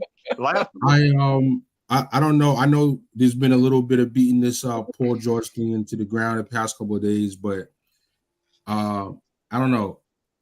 33 for 2 years, 33 years old for 2 years for a guy that just averaged 24 points. I think it's 43. What's that? I'm talking about his age. Oh, okay. Gotcha. Yeah, Hey, the guy that's 43. I was like, guy, what? Yeah. He needs to I go. mean, he's going to be 33 to 34, 34 to 35. He's only got 2 years left on the deal. And I don't know. It's like, I look at his stats. I mean, he just averaged 25, 6, 24, 6, and 5. 87 from the line, 37 from 3, 46 from the field. And he played, over 34 minutes in 56 games. So I don't know. I just feel like if I've got Brunson, Grimes,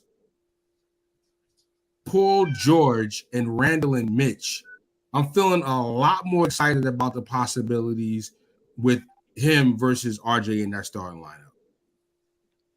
I agree with you, but the issue with him is, will he be available? I agree with you. Paul George is perfect. I'm not even worried about the age, because I don't know how much wear and tear he has only playing 35 games a year. But I'm not even worried about the money either. He might have some 25-year-old legs. Right. I'm not even worried about the money either, because he'll be a free agent at the same time as Brunson, at the same time as Randall, and the Knicks will be able to reset and choose the direction of that team in 2 years with that money coming off the bench. I'm just concerned about trading for him and then he's not available in the playoffs. That's been the issue with Cleveland, why they haven't, not Cleveland, the Clips, why they haven't been able to get over the hump, or one of the reasons. These guys are injured in the playoffs. more often than not. So that's just a huge risk. But I'm not concerned about the money or the age. It's just the injuries. That's it. He would be perfect. I like Paul George. He would be perfect. But a lot of these guys are risky. DeAndre Ayton, you want to pay max money for Ayton at the center spot? I don't You want know, him. yeah. So Everybody's risky. everybody, Anybody that's not risky is not available. Right. That's right, exactly right, Shuttle. And that's a good thing. right. Shout out to who I just had the comment. The Knicks do have the the biannual exception as well that you can use every other year, and I guess it's 7 million. So yeah, they have both. The thing about it is, unless the Knicks make a trade to consolidate plays like we've been talking about, you can't just be bringing in players. You bringing them in, you paying this money for them to sit on the bench, to be well, outside well, the rotation. well, I mean, that's the thing is who we sending out and it's who we bringing in to replace that particular role. Like if we Mhm. sending out Obi, we need somebody reliable at the 4. If we sending out RJ, we need somebody reliable at that 3. Right. But you Even got to though make y'all want to get rid of my boy Mitch, even though you want to get rid of my boy Mitch, we still got to find somebody that could shoot, spread the floor, and play defense at the same time. Might have to be the same level of defense as Mitch, but something that's a fit. So it all depends on what Leon Rose and this organization do starting on July the 1st, and see who's going out and which player that we bring in. yeah. Yeah. But again, unless it's a 2-for-1 trade, it's still not going to be enough rotation spots. So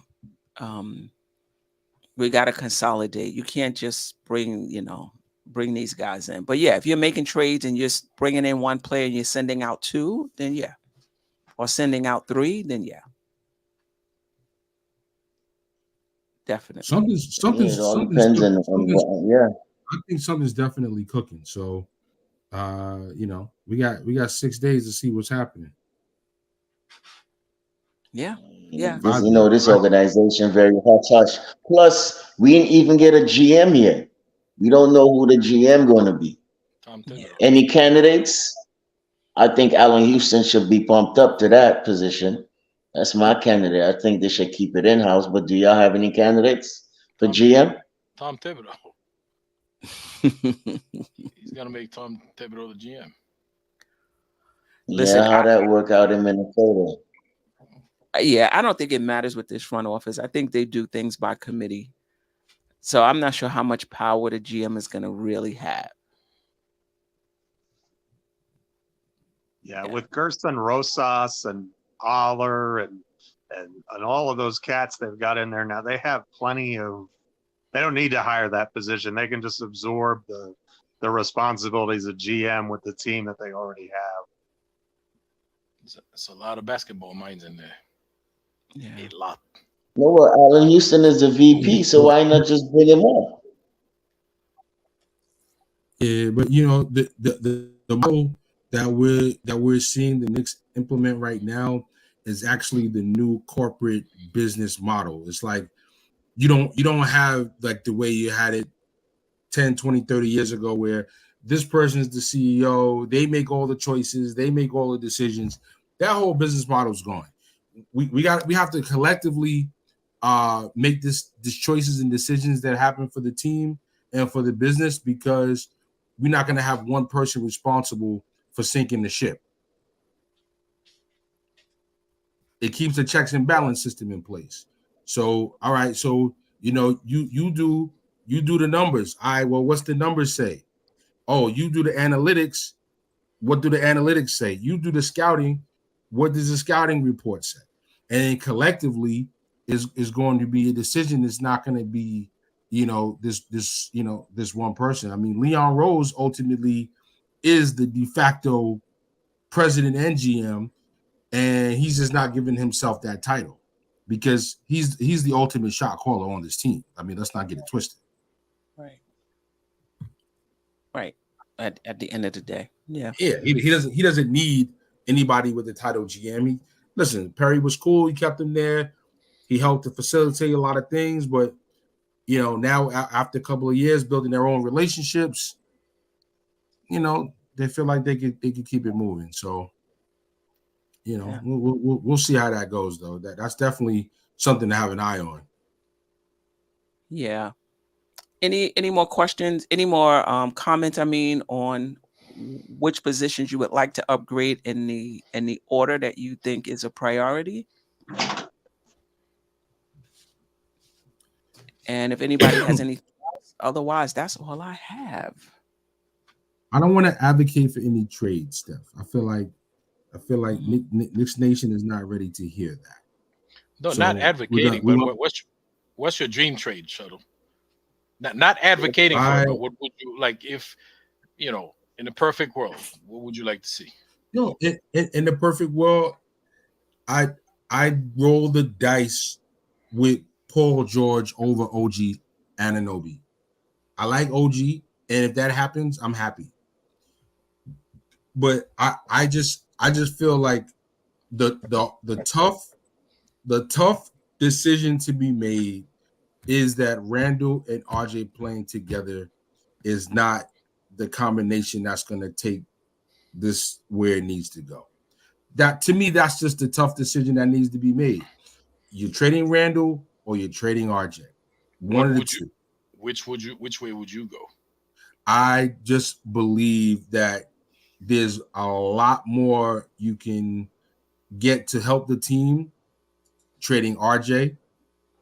Kind of Randall's is one of those guys that greater value on the Knicks than greater value to other teams. Whereas I think that people will see more opportunity. RJ's a younger player and, more coachable, whatever.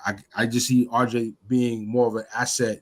If I'm looking at the two, who would I rather for my team going forward the next 5-10 years? I think that's probably more RJ Barrett. So I think you can get more for RJ Barrett. Hence, it just makes sense to do a deal where you can get a player that is either small forward or shooting guard. That's an upgrade, trading RJ. Yeah, but Julius, I mean, I hear you, but Julius Randle is the all-star. He's the all-NBA guy. You don't think he's worth more on the trading block than RJ? I'm not. He may be worth more just like in isolation, but I just think that as another team, looking to upgrade, looking to add talent to my roster, it's just like what Randall has shown the past 3 years and what he's been best at is not really the style that a lot of teams are playing. Like teams are not just like, okay, LeBron James, Luka, you could have the ball and we're gonna just kind of wait and deal with it. But that's Luka, that's LeBron James. Randall's not at that level. So, and he's not perceived anywhere near that level. So, I just don't think he's looked at in the league with that kind of cachet. It's like, to me, he's just more valuable to the Knicks than he would be perceived to be as an add to another team. I disagree with that, but RJ, RJ is more valuable. I heard Bobby Marks say that he's more valuable on the trade market than Randall. I don't agree that no team in the league don't want Randall. It's just that I didn't say that. Really. No, I understand that, but hear me out, because I have some people that does say that also too, that nobody wants him. But at the same time, there is teams that could use him, right? And I just what was it? What was the question before, Queen? No, just which positions you think would be needed to be upgraded and what would be the priority.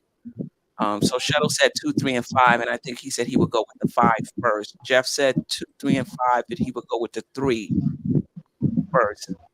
But you could stay on this topic as well, and then roll back around to that. Somebody's mic is moving around. Sound like ear. Or something is playing in the background. Right. There we go. That was Jeff. Um, oh yeah. Let me just bring this up. Shout out to Ron Still Nick fans. Um, Queen, how do you feel of Kai Soto being cut from the summer league because Ron had a fit? He looked like he wanted to He sure cry. did. He wanted to cry because Kai Soto got cut from the Knicks. So I want to hear y'all opinions on that because I don't think it's a big deal. They didn't see anything in the young man, and it just so the business go. He had us to move on, and so be it. But for you to cry and say you want to do this to the front office and this and that and the third, like, stop it, Ron. I will say this. It's a little off topic, though. I will say this. The Knicks do not seem to value bringing guys in on the back end and developing them the way other teams do. I just feel like other teams, I think the Knicks are more about, the now. We're going to give up this first round draft pick for Josh Hart.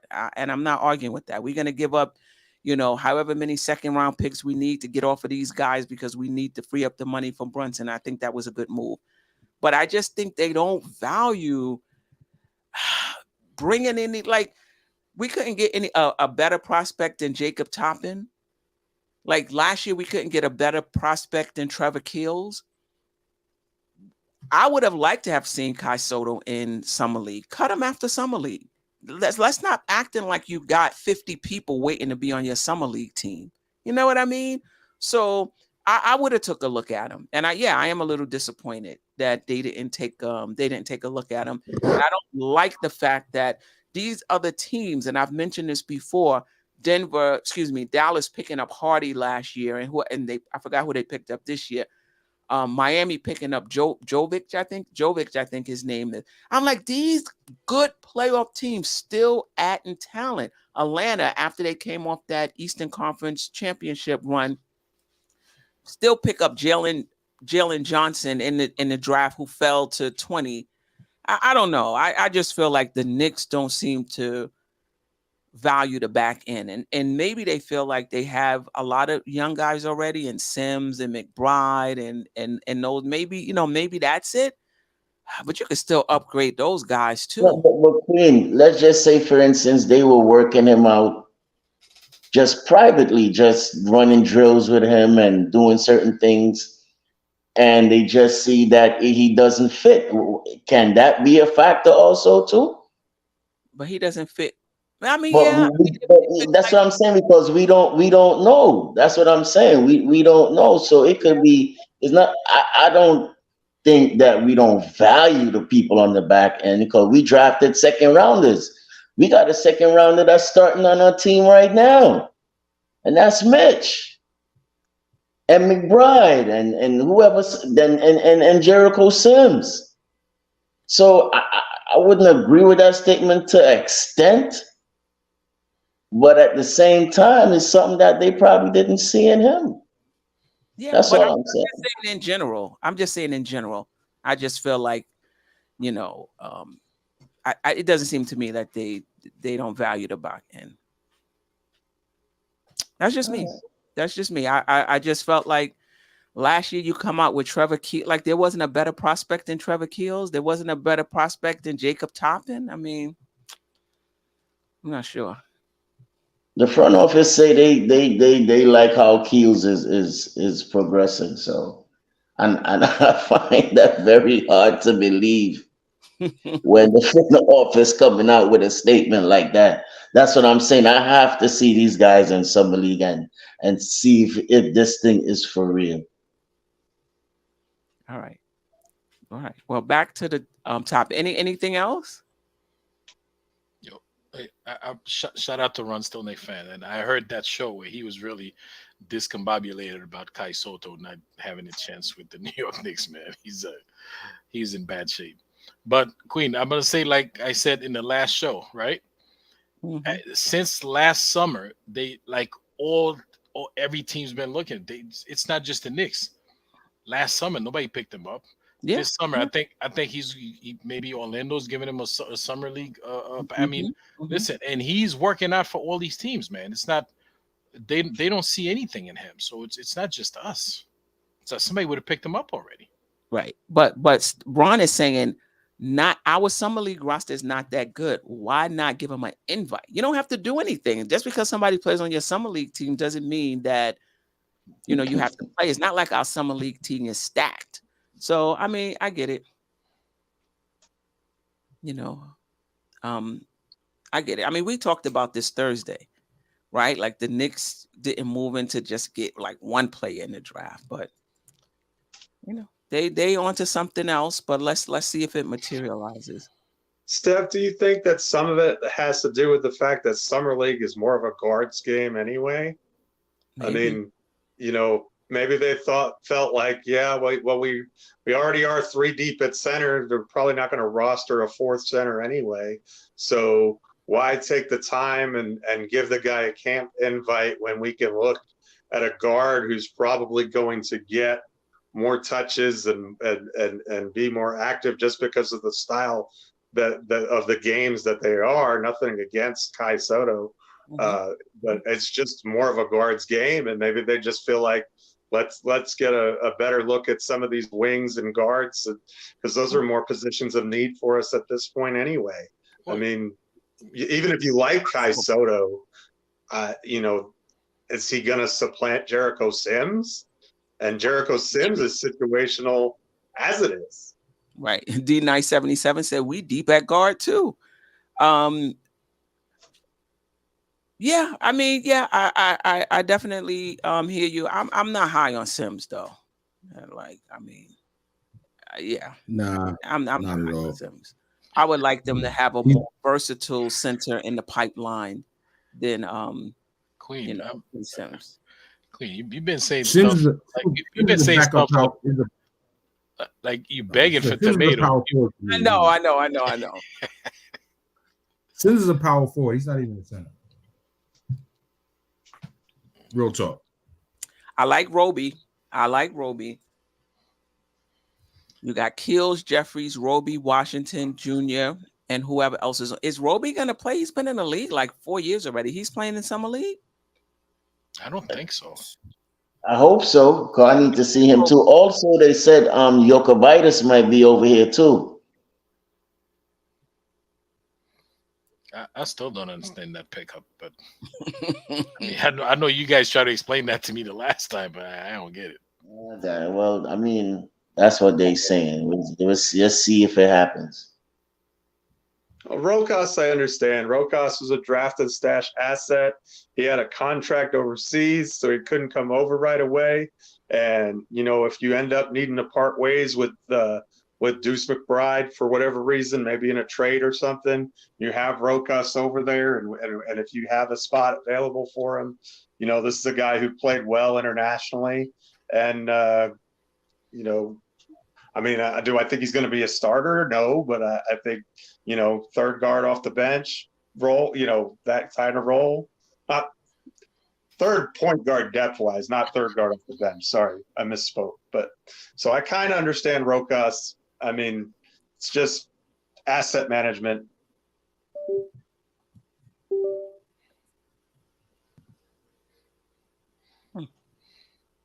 Go ahead, Jeff. You finish? Looks like we lost the queen for a minute there. Oh, your queen. Well, she's here. All right, she back. But I understand Rokas. I think the Knicks do care about young players. I mean, we have a roster that's chock full of them. I mean, if you want to say our Italian talent evaluation hasn't been the greatest, that we've missed some of our picks, I would agree with that. But guess what?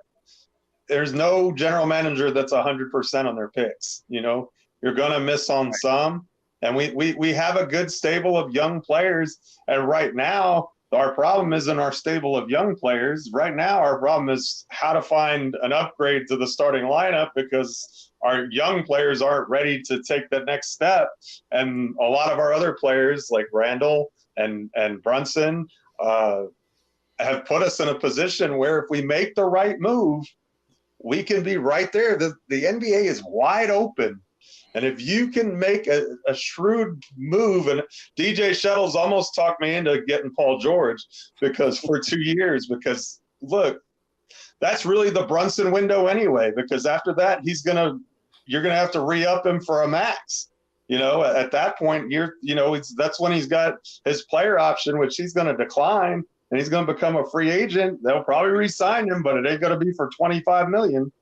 And so really you just have this 2-year window. And so the next move is treacherous, but it's vital. And I don't feel like we can just, I don't feel like we can just run it back. I really don't. I don't think that the players on the roster are good enough organically to take us to the next step. I mean, we did a good job last year, but that was Brunson. We plugged in a star. I mean, Brunson is a star, and that's what caused that big leap last year. Well, if you're going to make another leap, you're going to have to get another star, or you're going to have to improve. I don't know. I'm with Shuttle though. I think RJ's the piece that's got to be shuffled for whatever they decide to do. Jeff, you bring up a good point that our young guys may not be on the same timeline as Brunson. And so it's not even that in 3, 4, 2 years, they may grow into themselves. It's Brunson might be a free agent. And if the Knicks aren't where he needs to be, maybe he moves on. I mean, I don't think so if this front office is in place because of the connections, but you can't take it for granted that he's going to resign, and I think that's a very good point. These guys, you can tell from the playoffs, are not ready, and that's okay. They're young, but Brunson is ready now. Randall, at least regular season Randall, is ready now. These young cats, are they ready now for us to take the next step? I'm not so sure. We shall see. And so the Knicks may want to get a little older, a little more experienced. We were the youngest team in the playoffs, I believe, us in Cleveland. I think the second youngest. The second youngest in the playoffs. How do you get older? You get older by moving off these young guys, not because they're not good or they won't be good, but because their timeline may not match up with Brunson's timeline. He's ready now. You got to kick right now. And I thought about it too, right? And I'd be like, okay, RJ is young. He's on a fresh 4-year contract. We get Paul George, who's a little older, have 2 years rental, right? So that means, RJ is going to go to a new stadium, which in LA, which is the Clippers, which is fine. When we're going to have Paul George, that probably might push the need a little bit, at least to get us probably to the Eastern Conference, right? Let's just say that. And I was thinking also too, once that happens and we need to sign Brunson, I think we're going to give him the max. And I think we might give him at least $200 million. That's my opinion. Staffer. Yeah, I like how you say Paul George is a little older. No, he's not a Right. little older. Well, that's the thing. And then after, I feel like we're not gonna resign Randall. I think we may let him go and find somebody else and try to reshape that roster. Yeah, in terms of running it back, let's talk a little bit about the changes that's been made in the Eastern Conference thus far. So Boston got KP. If the Knicks stand pat, have they gained ground on Boston? Is Boston worse by moving off of Marcus Smart and bringing in KP, where you feel like the Knicks can stand pat and through some internal growth, maybe a player or two takes a leap, maybe we will be better than Boston. Now, Milwaukee, Middleton opted out of his contract. Brook Lopez is a free agent. If they lose both of those guys, maybe the Knicks gain ground on Milwaukee just by standing pat because of the changes, they made. But best believe these guys, I mean, think about Boston. Boston, what did they finish? Second in the Eastern Conference, and they're not standing pat. Why would the Knicks stand pat? Yeah, I mean, don't make moves just to make moves. Like somebody in the chat said it. If you can't make the moves you want to make, obviously you're gonna have to stand pat, right? Right, but that's not something you choose to do. Like, right? If that happens, it's because you just couldn't make anything happen and you didn't want to be reckless. Well, what about it's just talk, but Dame Lillard is supposed to be Miami's supposed to be the target. So Miami's not going to stand pat. Boston's not standing pat. I mean, like other teams can make moves, but Knicks fans just have this sense of complacency and loyalty to whoever's here, and nobody's good enough to ever add to the team. Listen, like I said before, anybody that is of value that is not a risk is not available. So that means you're going to roll the dice and you make a calculated risk. Yo, Paul George's salary is 40-something million. 2 years, if it don't work out, you off that 40-something million. At least you got 40 plus to use next year if you got to trade him next year, or in free agency to use that money in only 2 years. You're off RJ's money faster. And to me, it's at least a calculated risk. Yeah, all right, he might not play all 82 games, but he's going to give you a little bit more veteran savvy.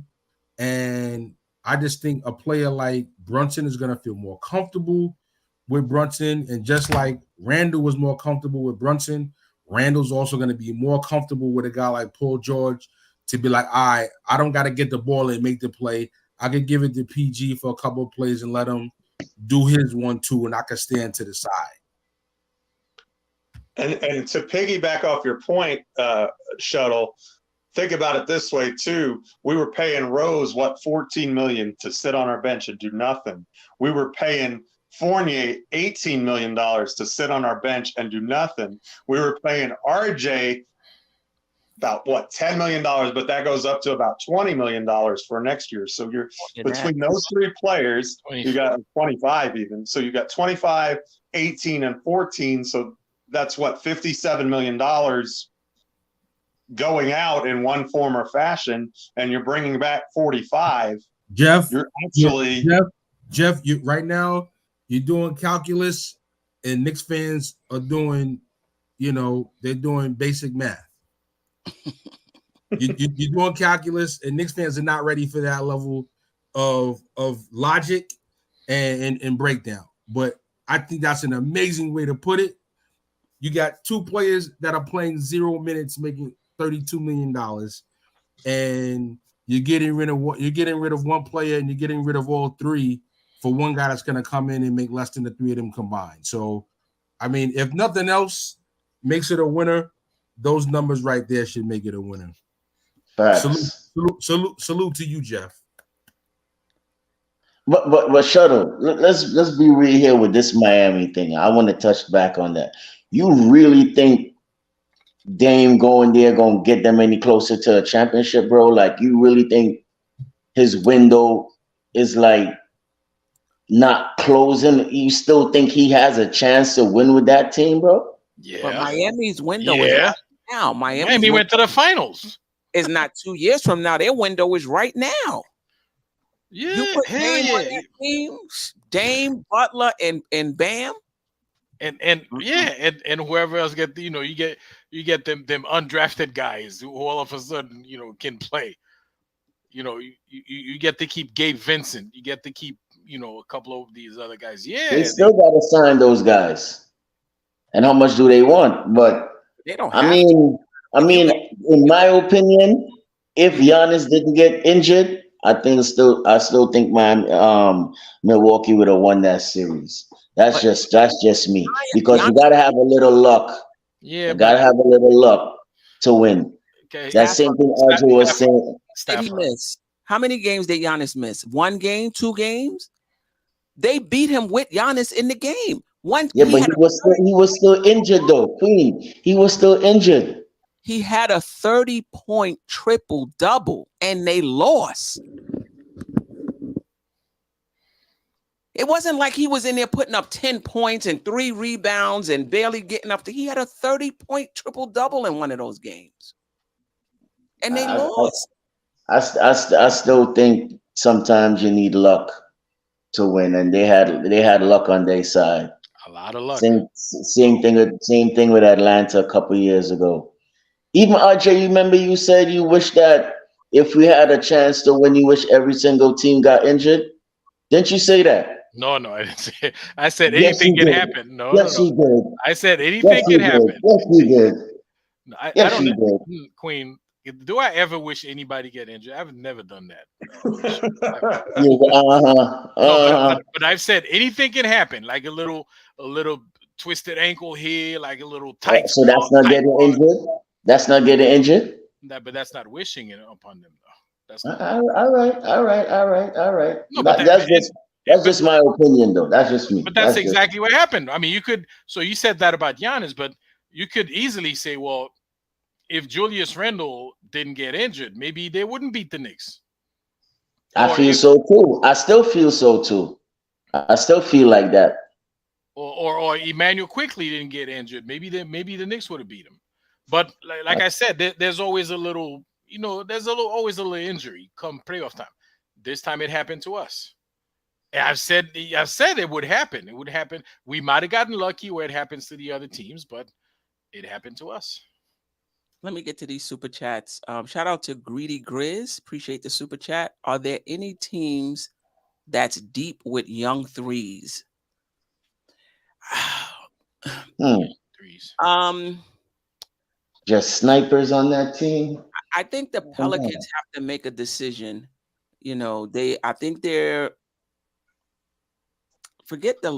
I think they might have too much salary, and then they still have to pay. What's his name? One of Sherman's favorite players on the Pelicans. He's still on his rookie contract, so they may have to make a decision about whether or not they do that. Is that Trey Murphy?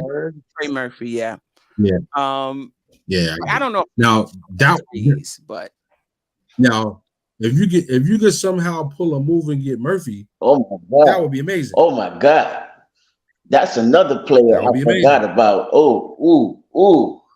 Yeah, I like Murphy. Yeah. I mean, he's on a contract. He's unproven. He has to work his way through. But I like what I see so far. Shout out to Nev the Disruptor. I love the so-called GMs on this chat, but we only have one front office, and I expect them to make minimum moves. Okay, they can do that, and they can find. Here we go. They can find themselves in the play-in next season. Let me ask a question. Is it possible for the Knicks to take a step back next season just because they just say they weren't able to do what they wanted to do? Other teams got better.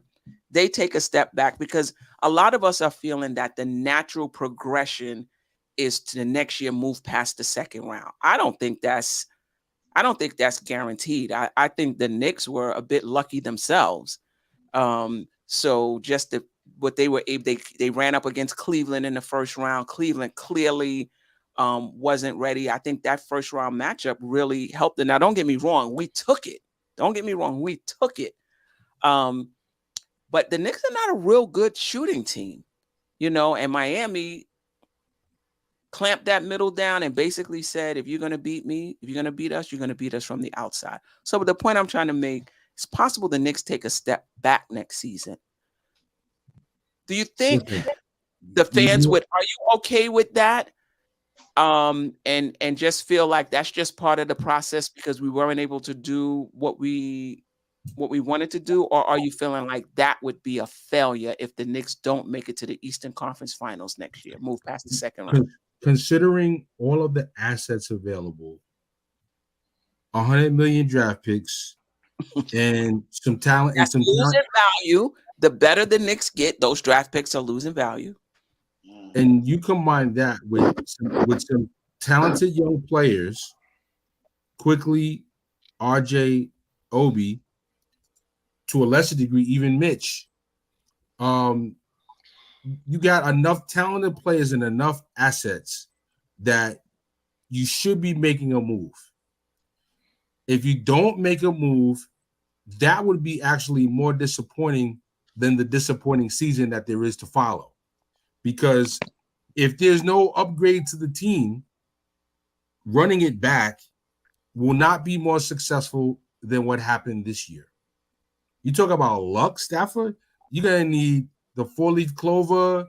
You're going to need Adri Magini. You're gonna need so much luck next year if you just run this team back with other teams looking and making moves to improve their teams, their rosters, their young players getting better. You don't just sit back. Like, nobody does that. Nobody. Teams win the championship, and you hear LeBron and people, LeBron wants to get players, LeBron wants to get players. Yo, you're never satisfied. Right. You have to make some moves. So I don't know. Like, yo, the Brooklyn debacle this year, Knicks super lucky. Nets had one of the best teams before KD got hurt. Right. KD doesn't get hurt. Brooklyn stays the course. No way the Knicks surpassed them. Very fortunate. Cleveland is a young team. They're younger than the Knicks. I mean, you got Mitchell, you got Garland, you got Mobley, you got Allen. Yo, the Cavaliers are going to be on the same thought process trajectory as the Knicks are. We got a couple of vets. We got some young players that are talented. We got a defensive player of the year finalist. We got Mitchell. We got Garland. He's been an all-star. They should be grabbing their crotch just as much as the Knicks, even though they lost, in terms of their outlook for the upcoming season. You think they're going to just sit back and not make a move if they can make one? Of course they are. So, right. No, go ahead, Shadow.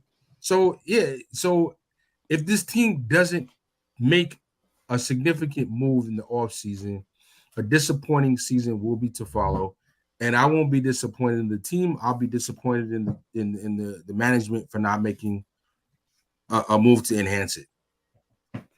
Yeah, because think about it. Every year, it seems like there's a team that made the playoff the year before that didn't make it the following year. When Toronto was the 4th or 5th seed, not like this past season, but the season before, you're like, wow, they are on their way up. Add a piece here, a piece there. They was in the play-in. I think they were the ninth seed. The season we went, we were the 4th seed. We didn't make the playoffs the next year. Charlotte made the playoffs 2 years ago. They didn't make the playoffs last year. So there's no guarantees that you're going to take the next step. And we stayed the course. We stayed the course after that playoff season. Oh, run it back. Well, no, we needed some shooting. We added Fournier and Kemba. It's the same thing right now. We need shooting, and we added Fournier and Kemba. Yeah, I agree with this, man. We got to listen. While Denver was in the finals, they were on the phone making moves. While they were playing in the finals, and they were already getting draft picks. They were trading draft picks. I mean. Oh, so the NBA champions can make trades in the finals, but the Knicks don't need to make a team and need to make a play. They need to run it back. Yeah. I'm rolling with Queen. Just what she said. You don't just make moves just to make moves just because you see the other team making moves. It got to be the right move. They haven't seen the right move for them to make a move. So what kind of moves do you want them to make if they haven't seen them? But this is the thing. What are they looking for? Because this is the thing with the Knicks. We are risk adverse. you know, I think you might have to take a small risk. I don't know if Paul George is a small risk, but you might have to, because it's a risk either way. The other risk is not to take a move and find yourself in the play-in next season, because this team may not be able to keep up. Because remember, Miami gave the rest of the league the blueprint on how to beat the Knicks. Pack it in the paint. Pack it in the paint and force them to shoot from the outside. Look, Queen, I've been sending you emails about this guy from before we start even talking about it, before it even start being a thing. Mm-hmm. And I've been saying that how Paul George is a good fit for this team. And I think you did say that. If we could just go ahead and get that 2-year rental with him, because we're going to have to sign these guys 2 years later. Right. So if we're going to build around Brunson, let's try and make this run with him. Try and see if we could win something. You understand what I'm saying? Or at least get to that point where we need to go. So when those 2 years is up, we could re-sign him and get some other probably assets to come in here. That's probably better than Randall, because in my opinion, I don't think we're going to sign Randall to no max in the next 2 years. And we're going to let Paul George go, let us go on his way, because he's going to be 35. So I think that's where we're going to pivot right there. But in this 2-year window right here, with Brunson being all that he is right now, I think we should swing. I think we should swing him and take a chance. Why not? Boston took a chance on Porzingis, on KP. I'm surprised the Clippers didn't go after Brogdon. They start talking about his injury, but they still have. But Celtics still hold on to him. He's still gonna start. Right. Staffer, I got a question. What's up? Who and what you willing to trade for Paul George? RJ got to be in that deal, bro. Well, no, tell me the full trade. It can't just be RJ, because they're not just going to take RJ from you. I understand it's going to be a full. It's probably going to be RJ, Obi, Fournier to make them salaries. Fournier, and probably 2 picks. Yeah, and I think that might even be enough being sent to Salary them. wise. That might even be enough sent to them for them to send back a player, and they actually have some promising young players also, and that deal gets it done for me. Sign me up. I'll take my chances, and even though it's a risk, considering that you have 800 picks, you give up a couple of picks.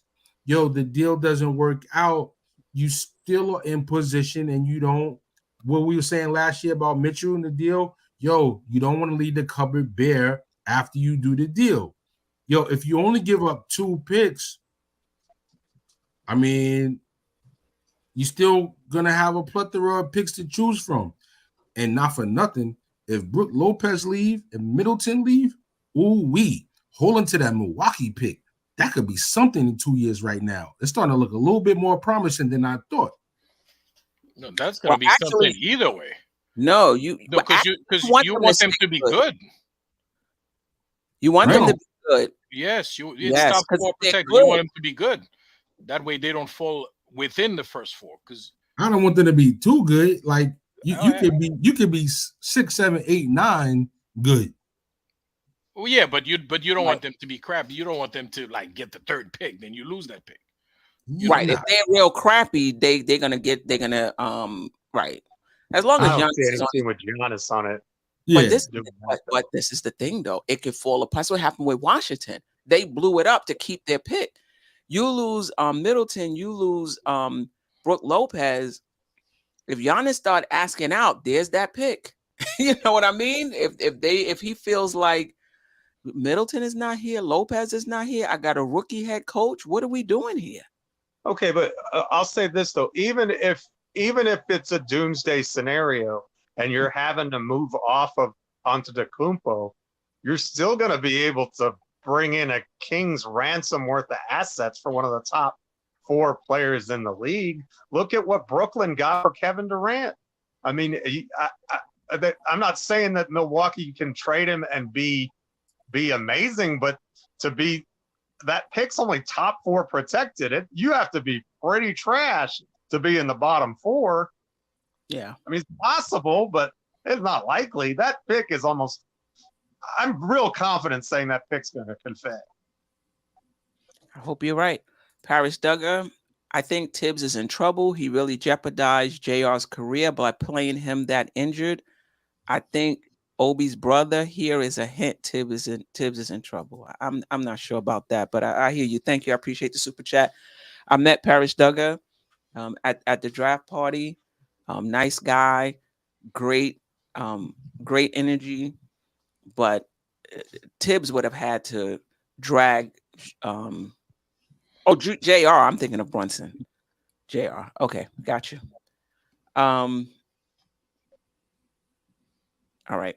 There was a question. There was something I wanted to ask, and it slipped my mind.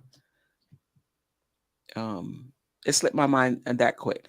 But yeah, you brought up a good point, DJ Shuttle, because I think if the Knicks take a step back, the fan base is going to be on Tibbs.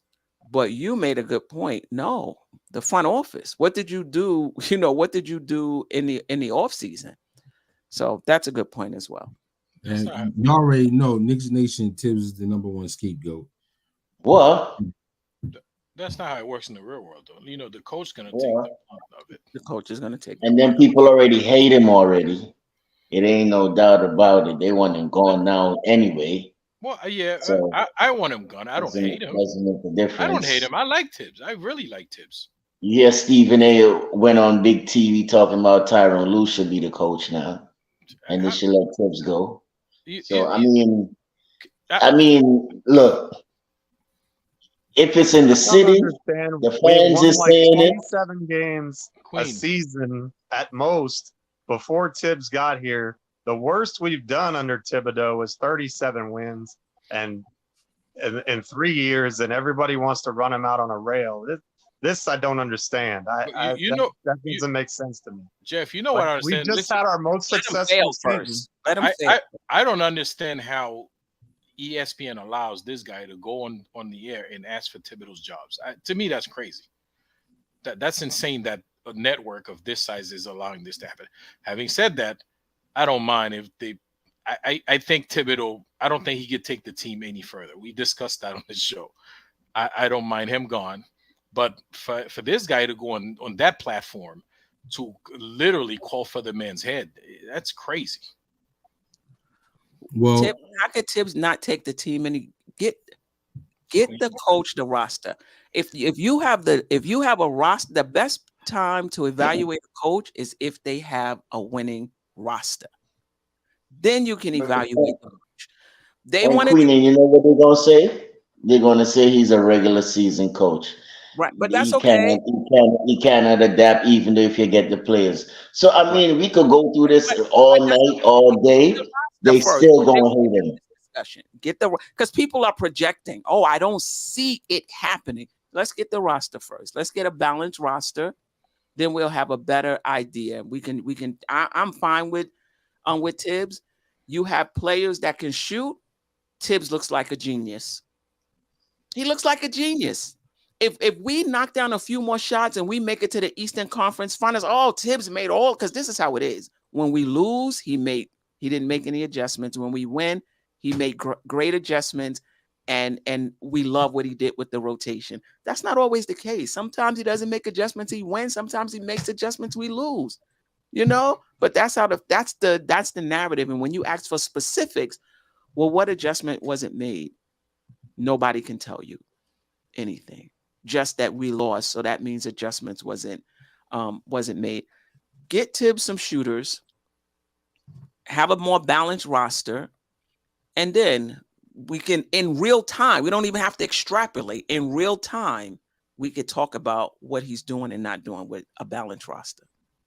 Hey, Coach Malone wasn't a world championship coach until the Nuggets won this year. But you know what he was? a guy that the Nuggets stuck with for what, 7 years?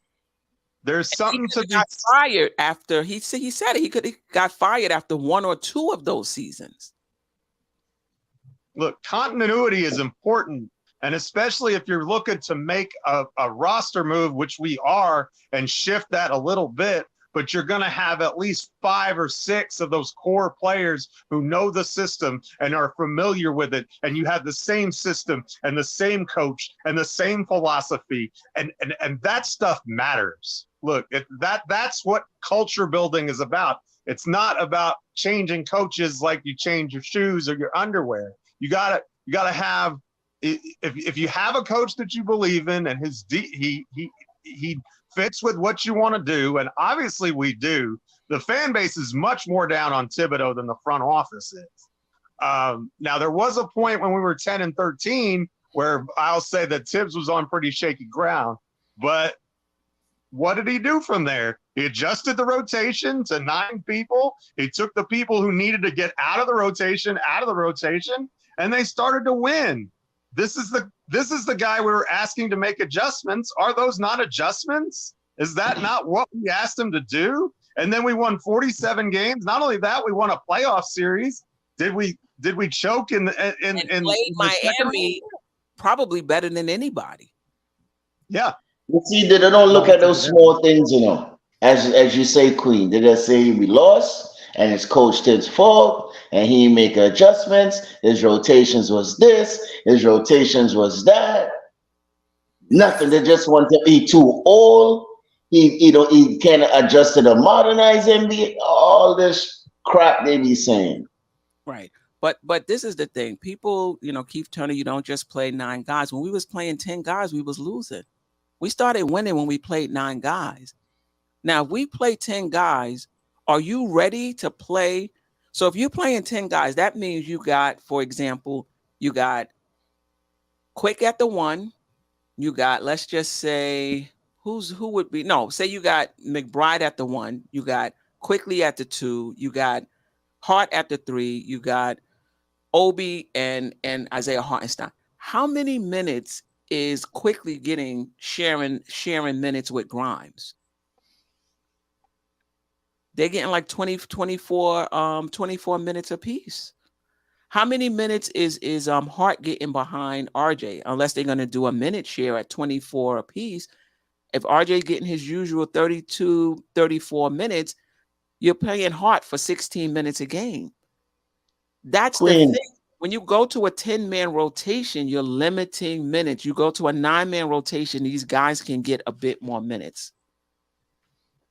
Go ahead, Stafford. Queen, you must tell them go do the research because most of the times when playoff time come, they go with 8-man rotation, 7-man rotation. Like bro, like really dog, you're supposed to be this big fanatic about basketball. You should know this. You arguing with Tibbs because he's playing 9 guys? Yo, when playoff time comes, certain coaches using 7. Yeah. The superstars is playing extra. Look at the Suns. They ain't have no bench, but they were playing. Them boys was playing like over 40 minutes with 1 or 2 role players coming off the bench. Right. Yeah, come on, bro. And this is what I'll say, T Money. Players make offense work. In this Knicks generic offense, how many open shots did Grimes and RJ Barrett get in this generic offensive system? A lot. In the playoffs, you can have a very complicated offensive system. Number one, you better have guys who are smart enough to run it. But number 2, doesn't matter how involved or evolved the offense are, they're going to take away your first and second option. What are you doing on your 3rd and 4th and 5th option? The reason why Miami was able to shut down the Knicks offense wasn't because the offense was generic, because the Knicks couldn't shoot. They couldn't make a basket. It's easy to shut down an offense where the Knicks are not shooting. So what you're going to do? Oh, let's run a pick and roll for Obi Toppin, so we can get him rolling toward the basket. they're stuck in the key. You need space to do that. Oh, let's run some action from RJ Barrett so we can get him cut into the basket. You need space for that. If you don't have the shooters, it's not going to happen. So you can have a complicated offense if you want. If you don't have the players to run it, it's going to shut down. And the Knicks generic offense got open shots after open shots throughout the regular season and the playoffs, and they couldn't knock it down. And just for the record, Queen, that generic offense was actually top 5 in the league with a team that couldn't shoot the ball straight. So to me, that's pretty ingenuity. If you're taking a team that can't shoot worth a flip, and I think we all agree with that assessment, and you still have a top 5 offense in the NBA? They don't look at the stats. Like, what scheme do you want them to run that's going to be better than top 5? Well, they don't look at the stats, and they would never give the man his credit. Go ahead, DJ. It's not top 5 because of 3-point field goal percentage or even 2-point field goal percentage or a combined field goal percentage. The key that led the Knicks to that category is shot attempts. The key to shot attempts were the team was one of the top offensive rebounding teams. Correct. So that I think that's a case where the stats don't really tell the whole picture if you just look at where they're positioned offensively, because ultimately, your field goal percentage, your true field goal percentage, those are going to be the numbers that are telling me that you're getting good shots, you're getting easy shots, you're getting smart shots, you're getting shots with the flow and offense, you're getting fast break shots, things like that. And considering how much baskets they got off of second round, second chances, that's not something that I could bank on the way I want to bank on a guy shooting 40% from 3. I'm not saying it's ideal. I'm just saying it's a case of working with the cards that you're dealt and coming up with something that, in other words, the sum of the parts didn't equal up to what they were able to do from a scoring perspective, even with everything you said being exactly accurate. Shuttle, I'm not disputing anything that you said, but I think there is a genius here in the fact that if you limit turnovers and you dominate the offensive glass, you can survive less than efficient shooting. Well, that's what he's saying. And that's what the Knicks did. I mean, the coaching staff, Tibbs, looked at this and said, how are we going to score? Right. We're going to have to get up. We're going to have to get up more attempts. Robinson will help us with that, with offensive rebound, second chance points. That's a way to do it. We can't turn the ball over. That's another way to do it. They had like a formula of how to score that didn't have much to do with their shooting percentage, and they were able to get it done. However, in the playoffs, though, when a team is watching you, game after game, and they're adjusting game after game, they figure out you're trying to get second chance points. See, Cleveland figured that out as well, and they was actually one of the top teams in limiting second chance points. But even though they tried to do it, they weren't able to stop us. We did it anyway. Miami, though, was able to stop us from getting second chance points, or they matched us in second chance points. So, and we didn't get enough. We didn't get up enough shots, and that was even in the Cleveland series as well. We didn't get up as many shots as we did in the regular season. So we'll see. We'll see. I think if we get different players, we can run a different offense. And people talk about, they not, never the destroyer. People are just, standing around. That's our offense. You got, I'm not saying you can't move the ball. There was times when the Knicks with Brunson and Randall moved the ball. So how come on some games we can move the ball and in some games we can't? Is that the offense? It's the same offense. But you'll see some games we're moving the ball and some games we're not. Is it the offense or it's the players? Because it doesn't matter what offense you run. If you got ball stoppers, the ball is going to stop. You got to have guys willing to pass the ball, willing to read the defense, willing to make the extra pass and not just shoot it. So it's not the offense. You can have a motion offense. And if you got ball stoppers, it's going to stop. That was the problem D'Antoni had with Carmelo Anthony. He's trying to institute some movement, ball movement. It got to Carmelo Anthony. That was the end of that. Right? So it's not about the offense. It's about the players being willing to move the ball. Oh, boy. Never. Don't be talking about Melo like that, Steph. They're going to come for you. Melo is one of my favorite Knicks, and I didn't have a problem with it because who you passing it to? Take that shot. I didn't have a problem with it. Oh, boy. Right. The Knicks don't pass the ball. They got guys who, and maybe it's because they don't have confidence in the shooters. I'm not going to say they don't pass the ball because Randall will pass the ball. Brunson will pass the ball. But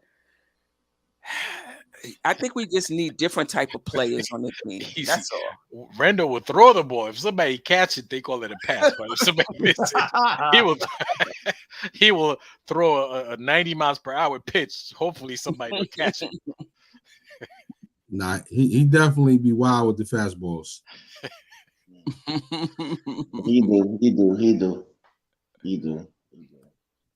Oh. Yeah, I mean, if our power forward is averaging at least 4 to 5 assists, which is not regular in the game right now. Giannis gets some triple doubles sometimes. Yeah, couple big men, I should say. So I mean, I was watching they had it on the NBA network. They had the story of the 2001 76ers that was on the other day. Mm-hmm. Oh yeah, I saw that. Everything but the chip. Everything but the chip.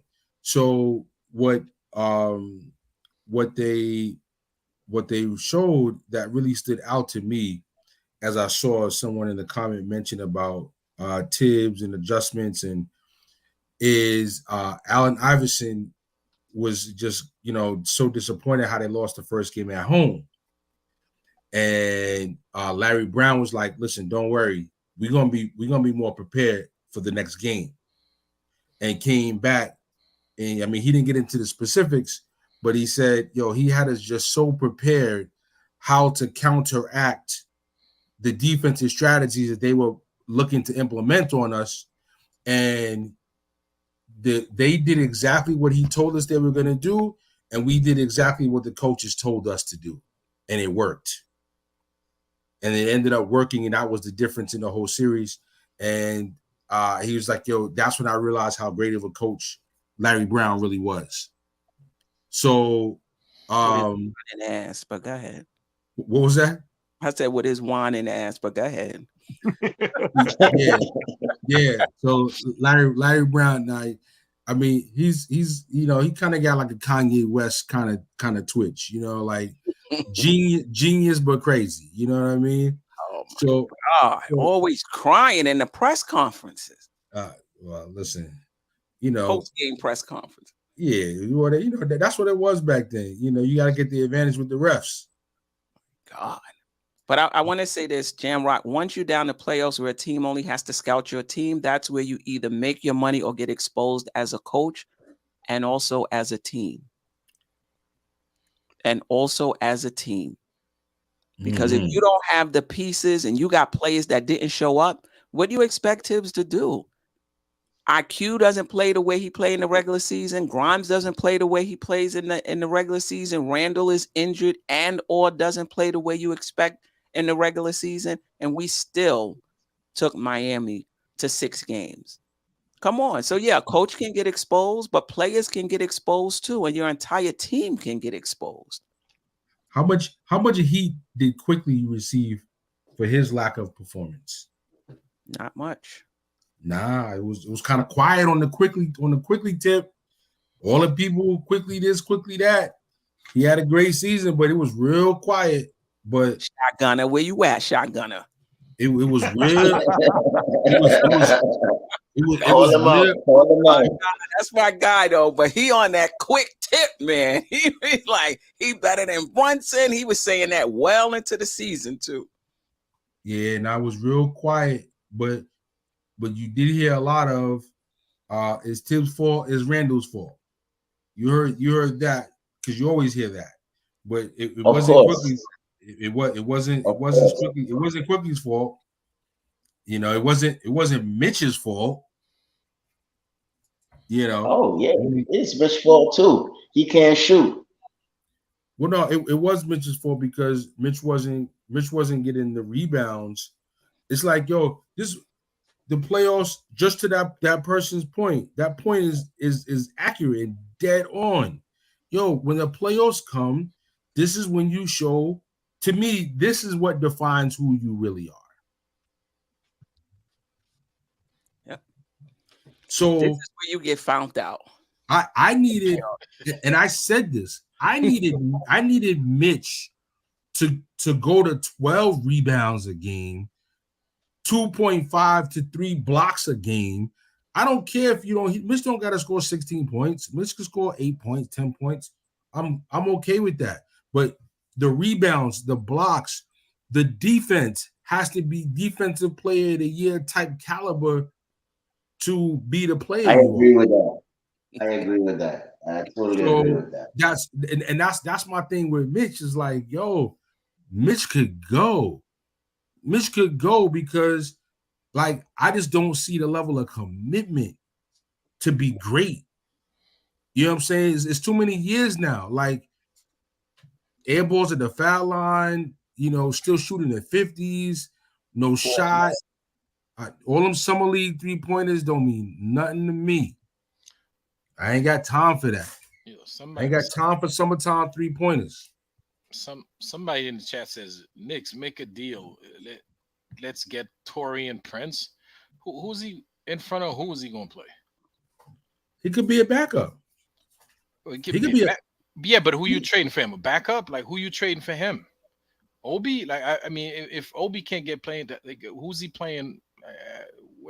Prince would be more. I think Taurean Prince is not a starter on the Wolves. He'll be a small forward. Oh, he's a small forward. So Yeah. so you trade Obi for him, I guess. I don't know. There's some consolidation that needs to happen. Because I think McDaniel's kid is behind him as the backup. Or it could be the other way. I'm not sure. It's the other way around, man. McDaniel's starting. Oh, McDaniel's is the one that starts. I like that kid, man. Keep saying. Trey Murphy, Mikal Bridges, all these young players that we wish we could get right now. Well, I'm looking at the depth chart, and you definitely got Jaden McDaniels starting. Okay. Oh, he is starting? See? Yeah. For Minnesota? See? He's starting next to Cat?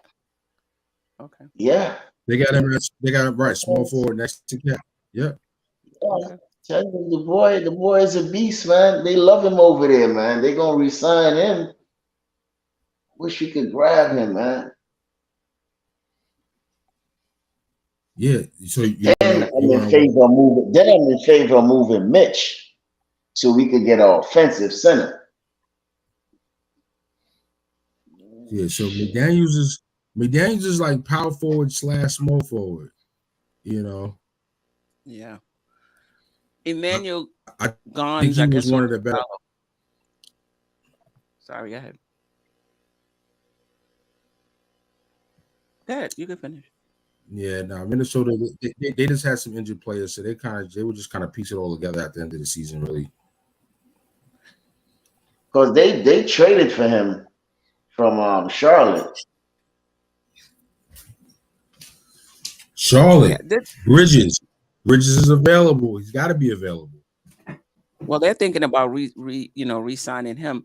But and then LaMelo Ball is coming back. So that's the other thing for the Knicks. You know, there's teams coming up from the rear as well.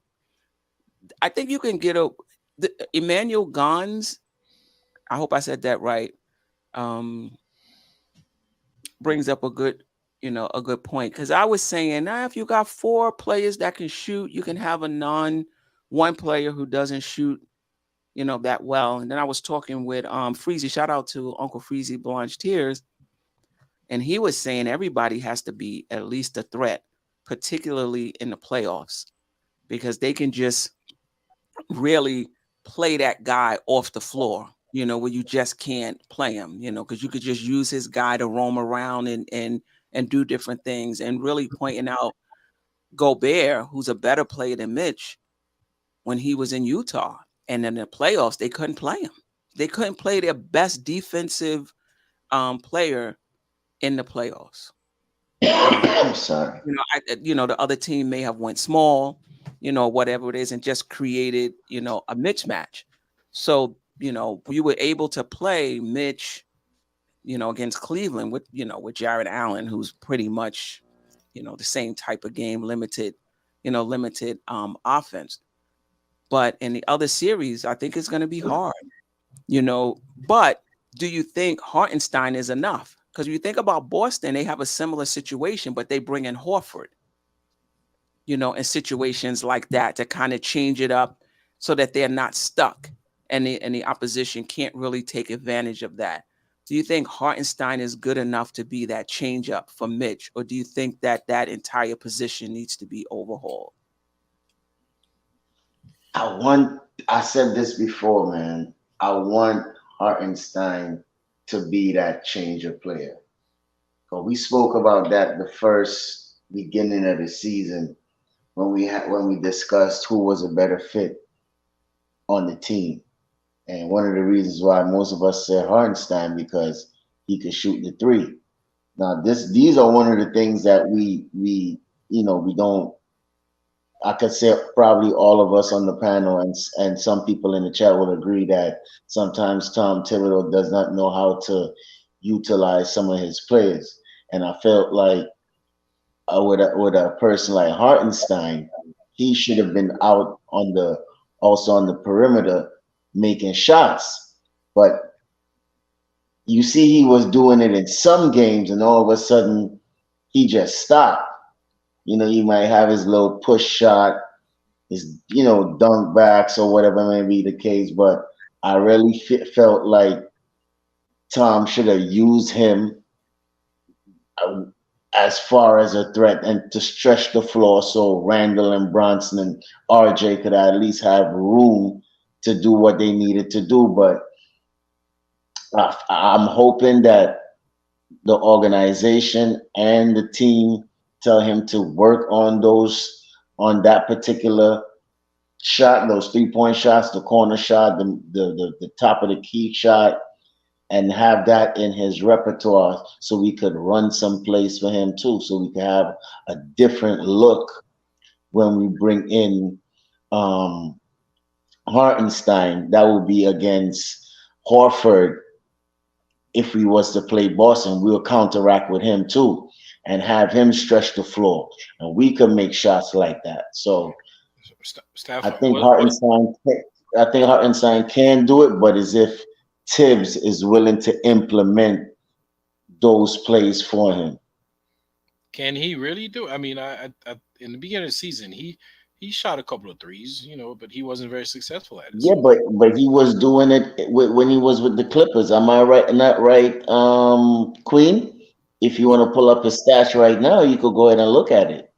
Yeah, no, I can concur. He definitely was, and that was an aspect of his game, his passing, and his Ability and his 3-point shooting ability was something that I thought would be something to give a good balance to what Mitch doesn't do, and what Mitch does.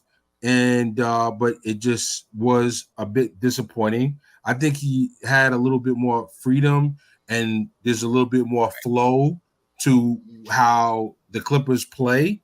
And that kind of goes back to my point, what I was saying before about Randall's value, because, most teams have more flow than what the Knicks have. So you used to playing with a certain type of flow, you're touching the ball with a different type of level of frequency, and you just feel more into the game and more part of the game. So, I think he has some injury too. I expect iHeart to come back better this year to make some of them shots he was missing.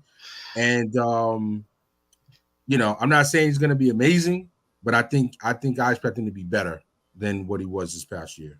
But I do think Tibbs may need to empower him, though. I mean, listen, in with the Clippers, he only took 33 pointers. So it's not like he took a lot, but I expected him to continue that trajectory with the Knicks. And I think his assist rate was higher with the Knicks. I mean, with Clippers, I think it was around 20%. And I think at one point with the Knicks, it might have been under 10%. So the Knicks weren't really using him to his strengths. But I thought as the season went on, they did a little better with that. Can I ask a question? Yeah. You really don't have to answer, but I'm gonna ask: is that a coaching issue? No, you don't have to answer. Yeah. No. Mind. Listen. For me, I'm not saying that the criticism of Tibbs is not fair, but you're gonna have criticism with every coach. Doesn't mean you got to get rid of them because you have criticism. That's all I'm saying. So yeah, that's fair. I would have liked. I don't agree with everything Tibbs do, but just know when he goes out the door, he's taking all his positives with him as well. So yeah, I do think I would like to, Tibbs to utilize Hartenstein a bit more when he's in the game, and we don't have to change anything we do. So like when you're trying to, create an offense where Obi Toppin can be successful, that changes what we do because we're not a running team. We're a slow paced team. But for Hartenstein, I mean, do we have to do something that much different for him? I think he can play in the pace that, the pace that we play. And we saw some of it in the playoffs, and we saw some of it in the second or probably the last quarter of the season. But why can't we change our style of play based on the personnel that's on the floor?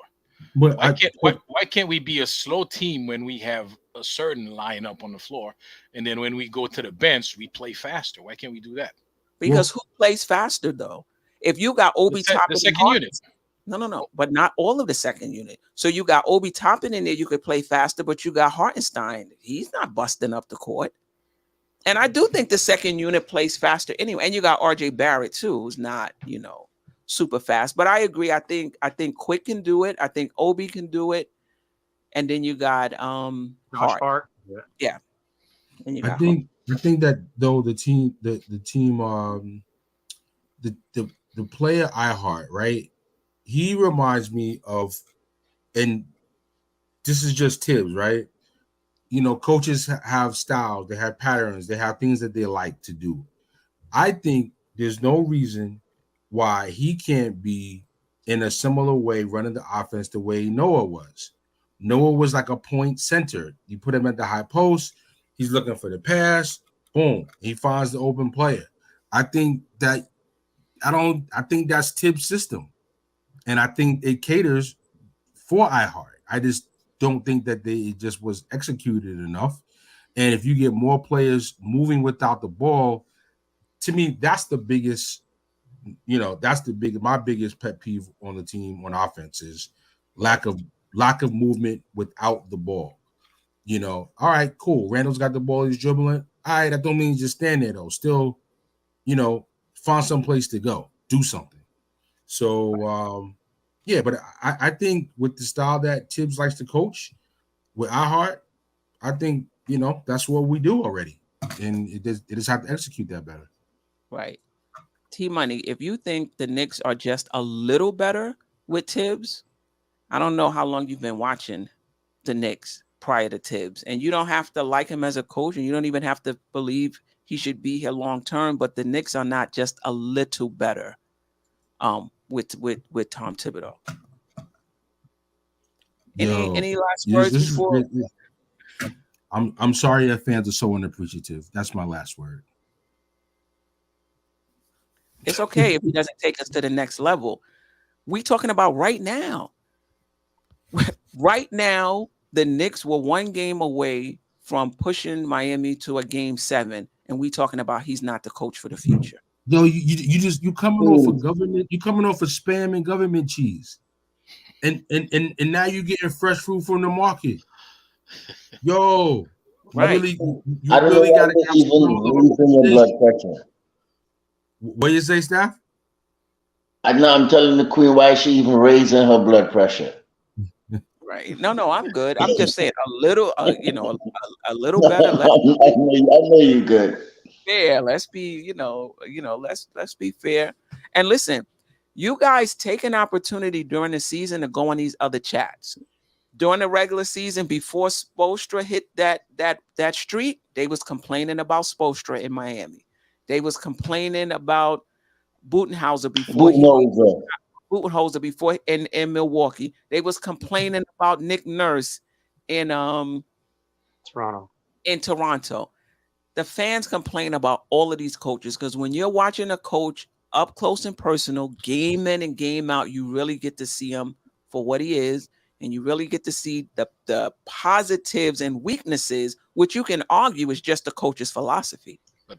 It's a weakness that he's only playing 9, but that's his philosophy. Oh, it's a weakness that he plays his his starters a lot of minutes. That could just be his philosophy. It's a weakness to you, but that could just be the coach's philosophy.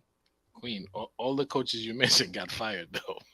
Yeah. No, except for Missoula. Except for Missoula. They're all good coaches and they lost their job. But I think that has a lot to do with where the NBA is right now. This microwave coaching.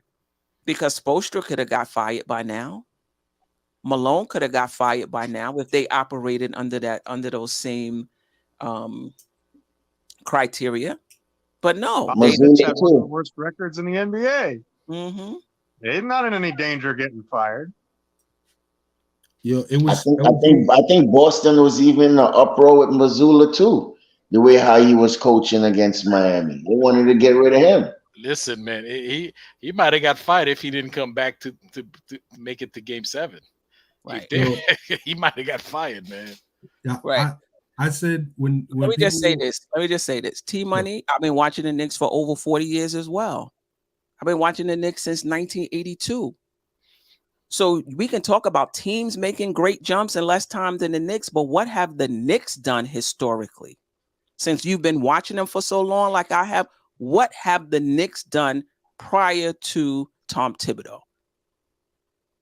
This is what I'm talking about, our own personal history. I'm not talking about what other teams are doing. The Knicks have not done anything. Hornacek,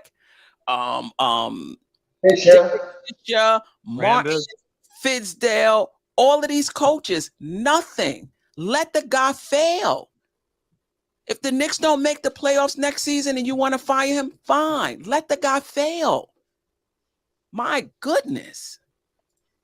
Let the guy fail first.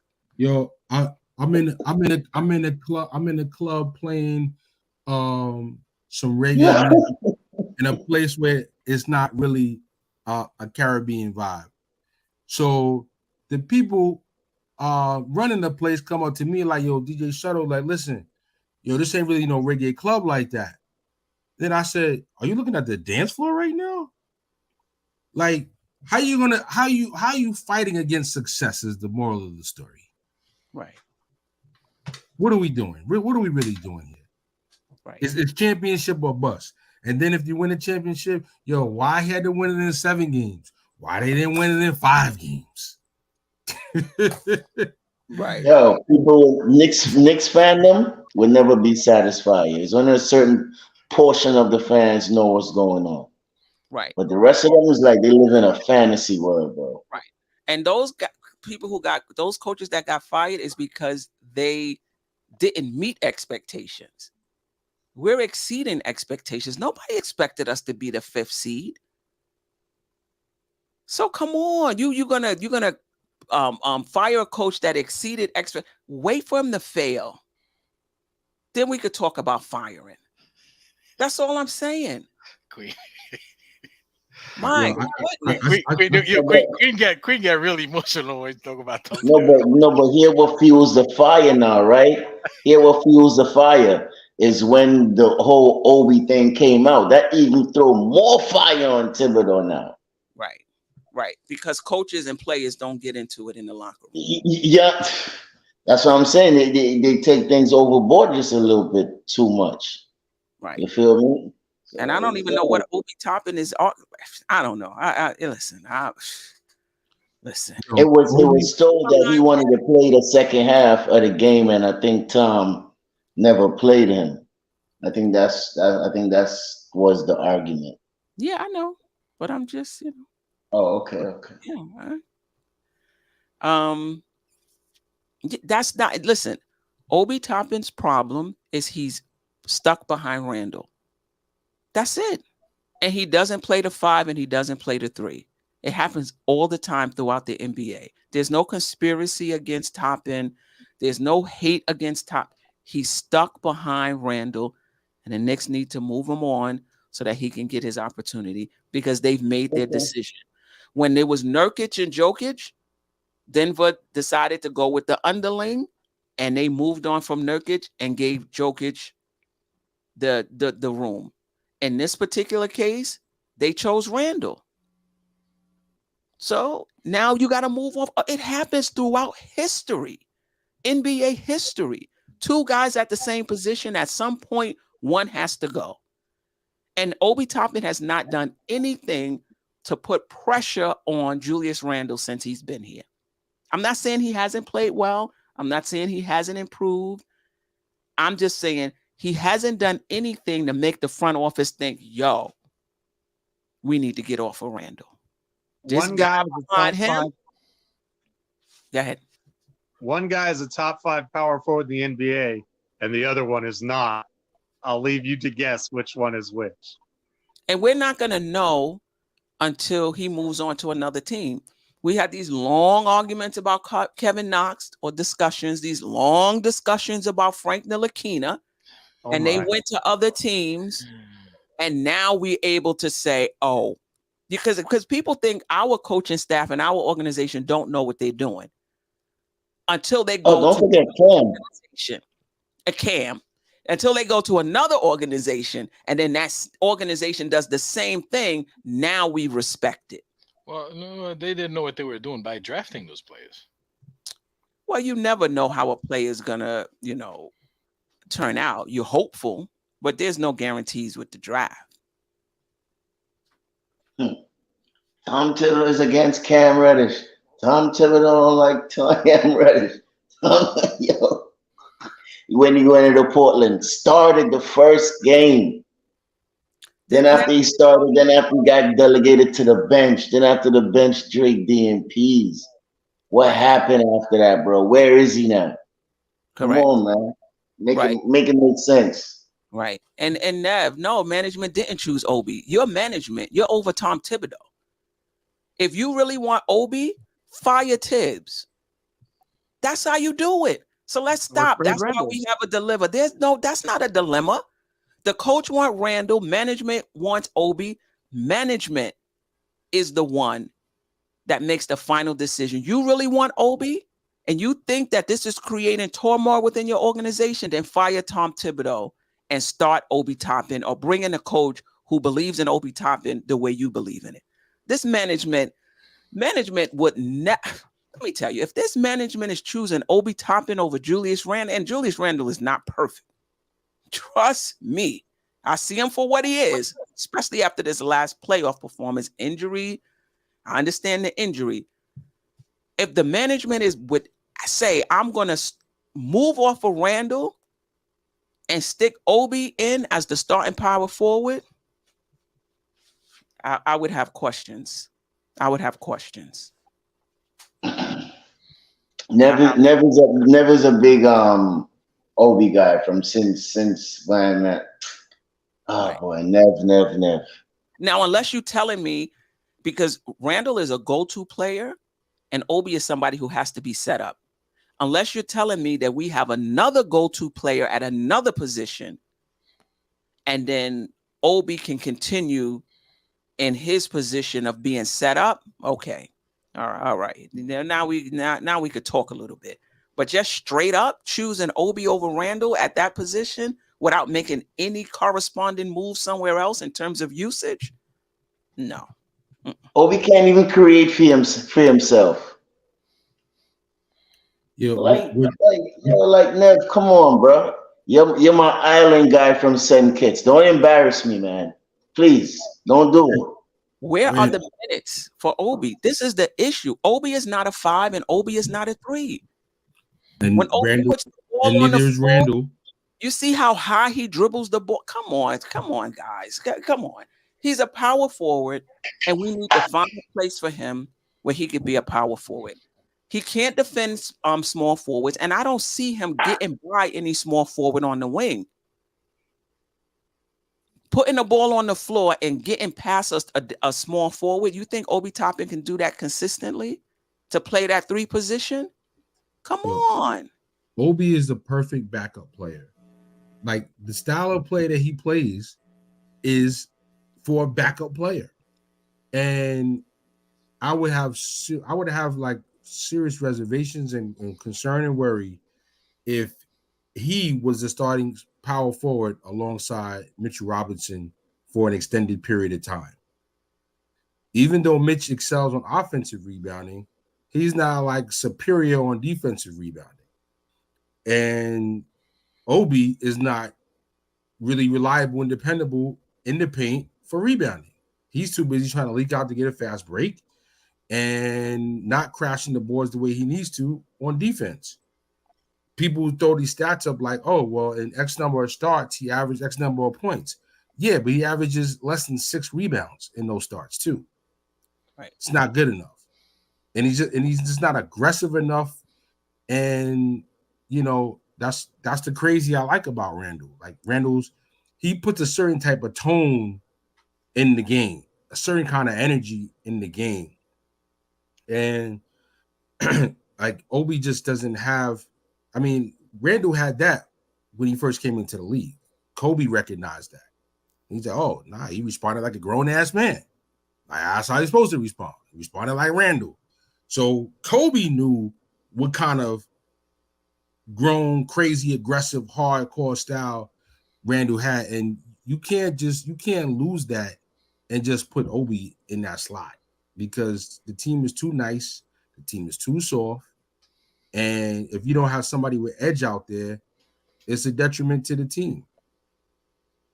But listen, I like Obi as a backup. Like I don't really want to get rid of him. I want him to stay, and I want him to be the best backup power forward he can be for this team.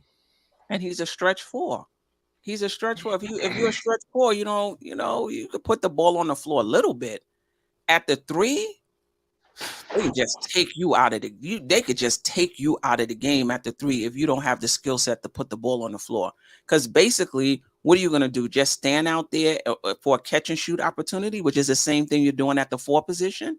There's more expectations at the 3 position. Got to be able to handle the rock.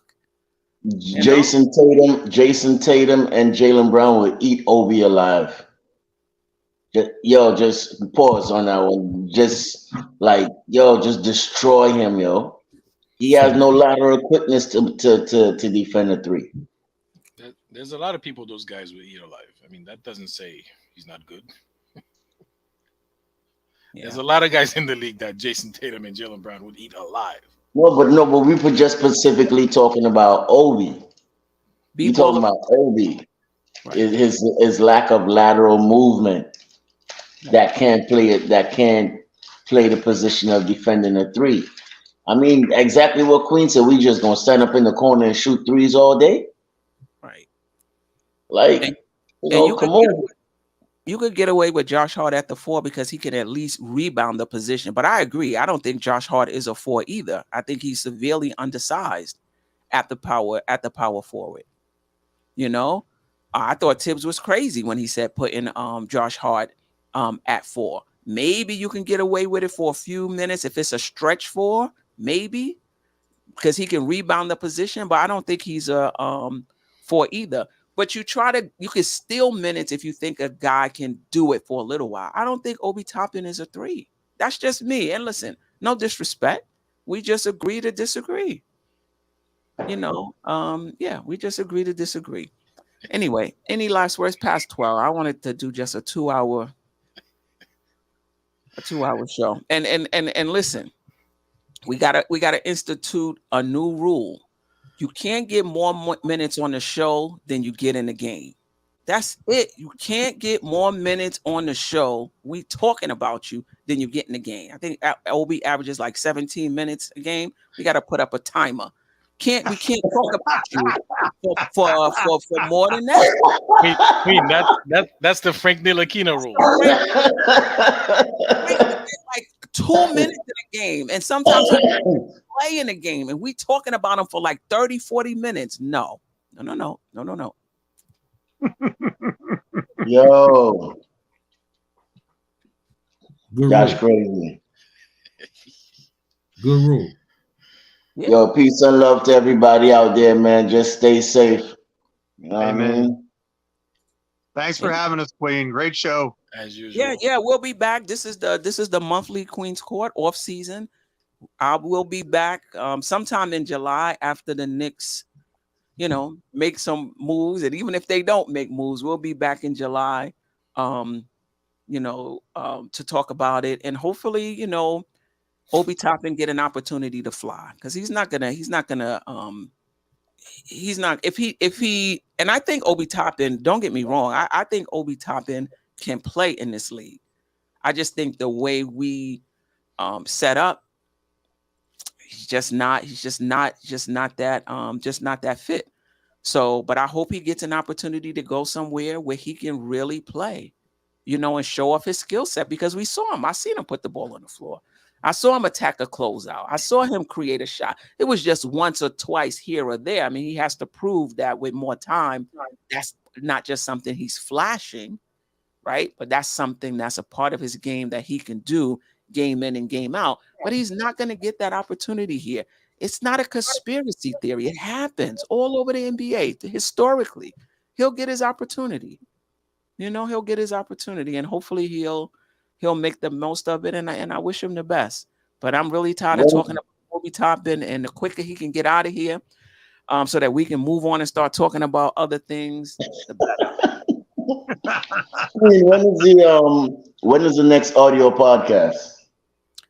The next audio podcast is sometime this week. I'm telling you, I'm really catching up on life, doing those morning shows and the Just Nick in his show. It's like I got so much stuff that just needs my attention right now. I was just looking. The last time I dropped it was the Randall podcast on the 16th, like 11 days ago. Me and Freezy did a show, and I meant to put it on my audio podcast. I've yet to download. It onto the platform. So I'm hoping sometime this week. I say all of that to say. Okay, good. Looking forward to it. Yeah, I appreciate you guys. I appreciate everybody in the chat. Nothing but love and respect. We agree to disagree. It's okay. Keith Turner, nothing but love. Nothing but love too, man. Nothing but love. Be baller for real. Nothing but love. Make sure y'all hit the like button on the way. A few other people we disagreed. Nev the Disruptor, nothing but love. Few other people I disagree with on this show, or you guys disagree with me. Nothing but love. And then shout out to everybody else. I'm just shout out to RD Bond, Travel Vibes, Nick Jr., 79, Gerald D. MacGyver. I appreciate Ron still Nick fans. Yes, Ron still Nick fans. Quiet Money, Drugs. Money. Appreciate you. Trav B. Yes, Trav B. Ryan, Mega NYK. We can't mention everybody, but nothing but love in this Nick. We agree to disagree. Thursday, I'll be back on my channel, Dope Soul Sports Talk, for the Just Nick in It weekly show. Those who are here, if you haven't subscribed to my channel, I did drop the link, Dope Soul Sports Talk. I'd love to have you guys over that. Definitely be baller for real. Listen, no hard feelings. Paris Duggar be getting me tight, but I met him. I met him in person, and this guy, I just love his energy. Yeah, he even gave me tight with the all cap super chat, you know.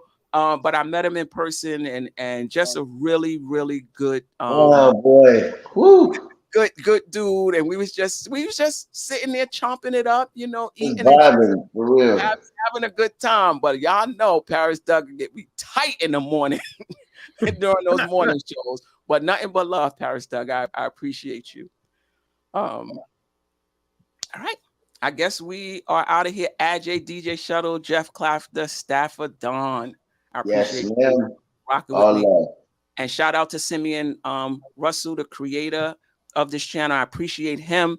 I'm not sure who's going to the cookout up in Albany. I'll definitely be there this coming Saturday. So I hope to meet, you know, a few of y'all. And Paris Douglas said, remember, I said Trevor Keels is going to impress this. Paris Doug, I'm kind of with you. I see the weight loss. That means he put in some work. I know how hard it is to lose weight. That means he was putting in some work. You know, that tells me a little bit about his mentality. He was already a good defensive player. I know the panel is not high on him, but I'm kind of with you on that. I think he's going to impress this summer. I thought he was overweight, so I wasn't impressed with him from a conditioning standpoint. It's like, you know, he looked like he got the NBA draft, you know, Raymond Felton look. Yeah, like he got comfortable with the whole draft process before he even made anything happen in the league. You know how that goes in between, and you know, and I just wasn't impressed with his lack of conditioning. So, you know, if now he's in better shape, I saw him last year coming out of Duke. You know, defense looked like he had it, but I don't know. I got Duke stereotypes for me don't equate to great NBA players. They have a lot of guys that are really guards playing forwards, and you know, forwards playing center, and you know, they just don't translate great to the NBA. Battier was a good player, bro. What you talking about? Christian Laettner? What are you talking about? All right, it's been an amazing show, Steph. We out of here. Later, peace.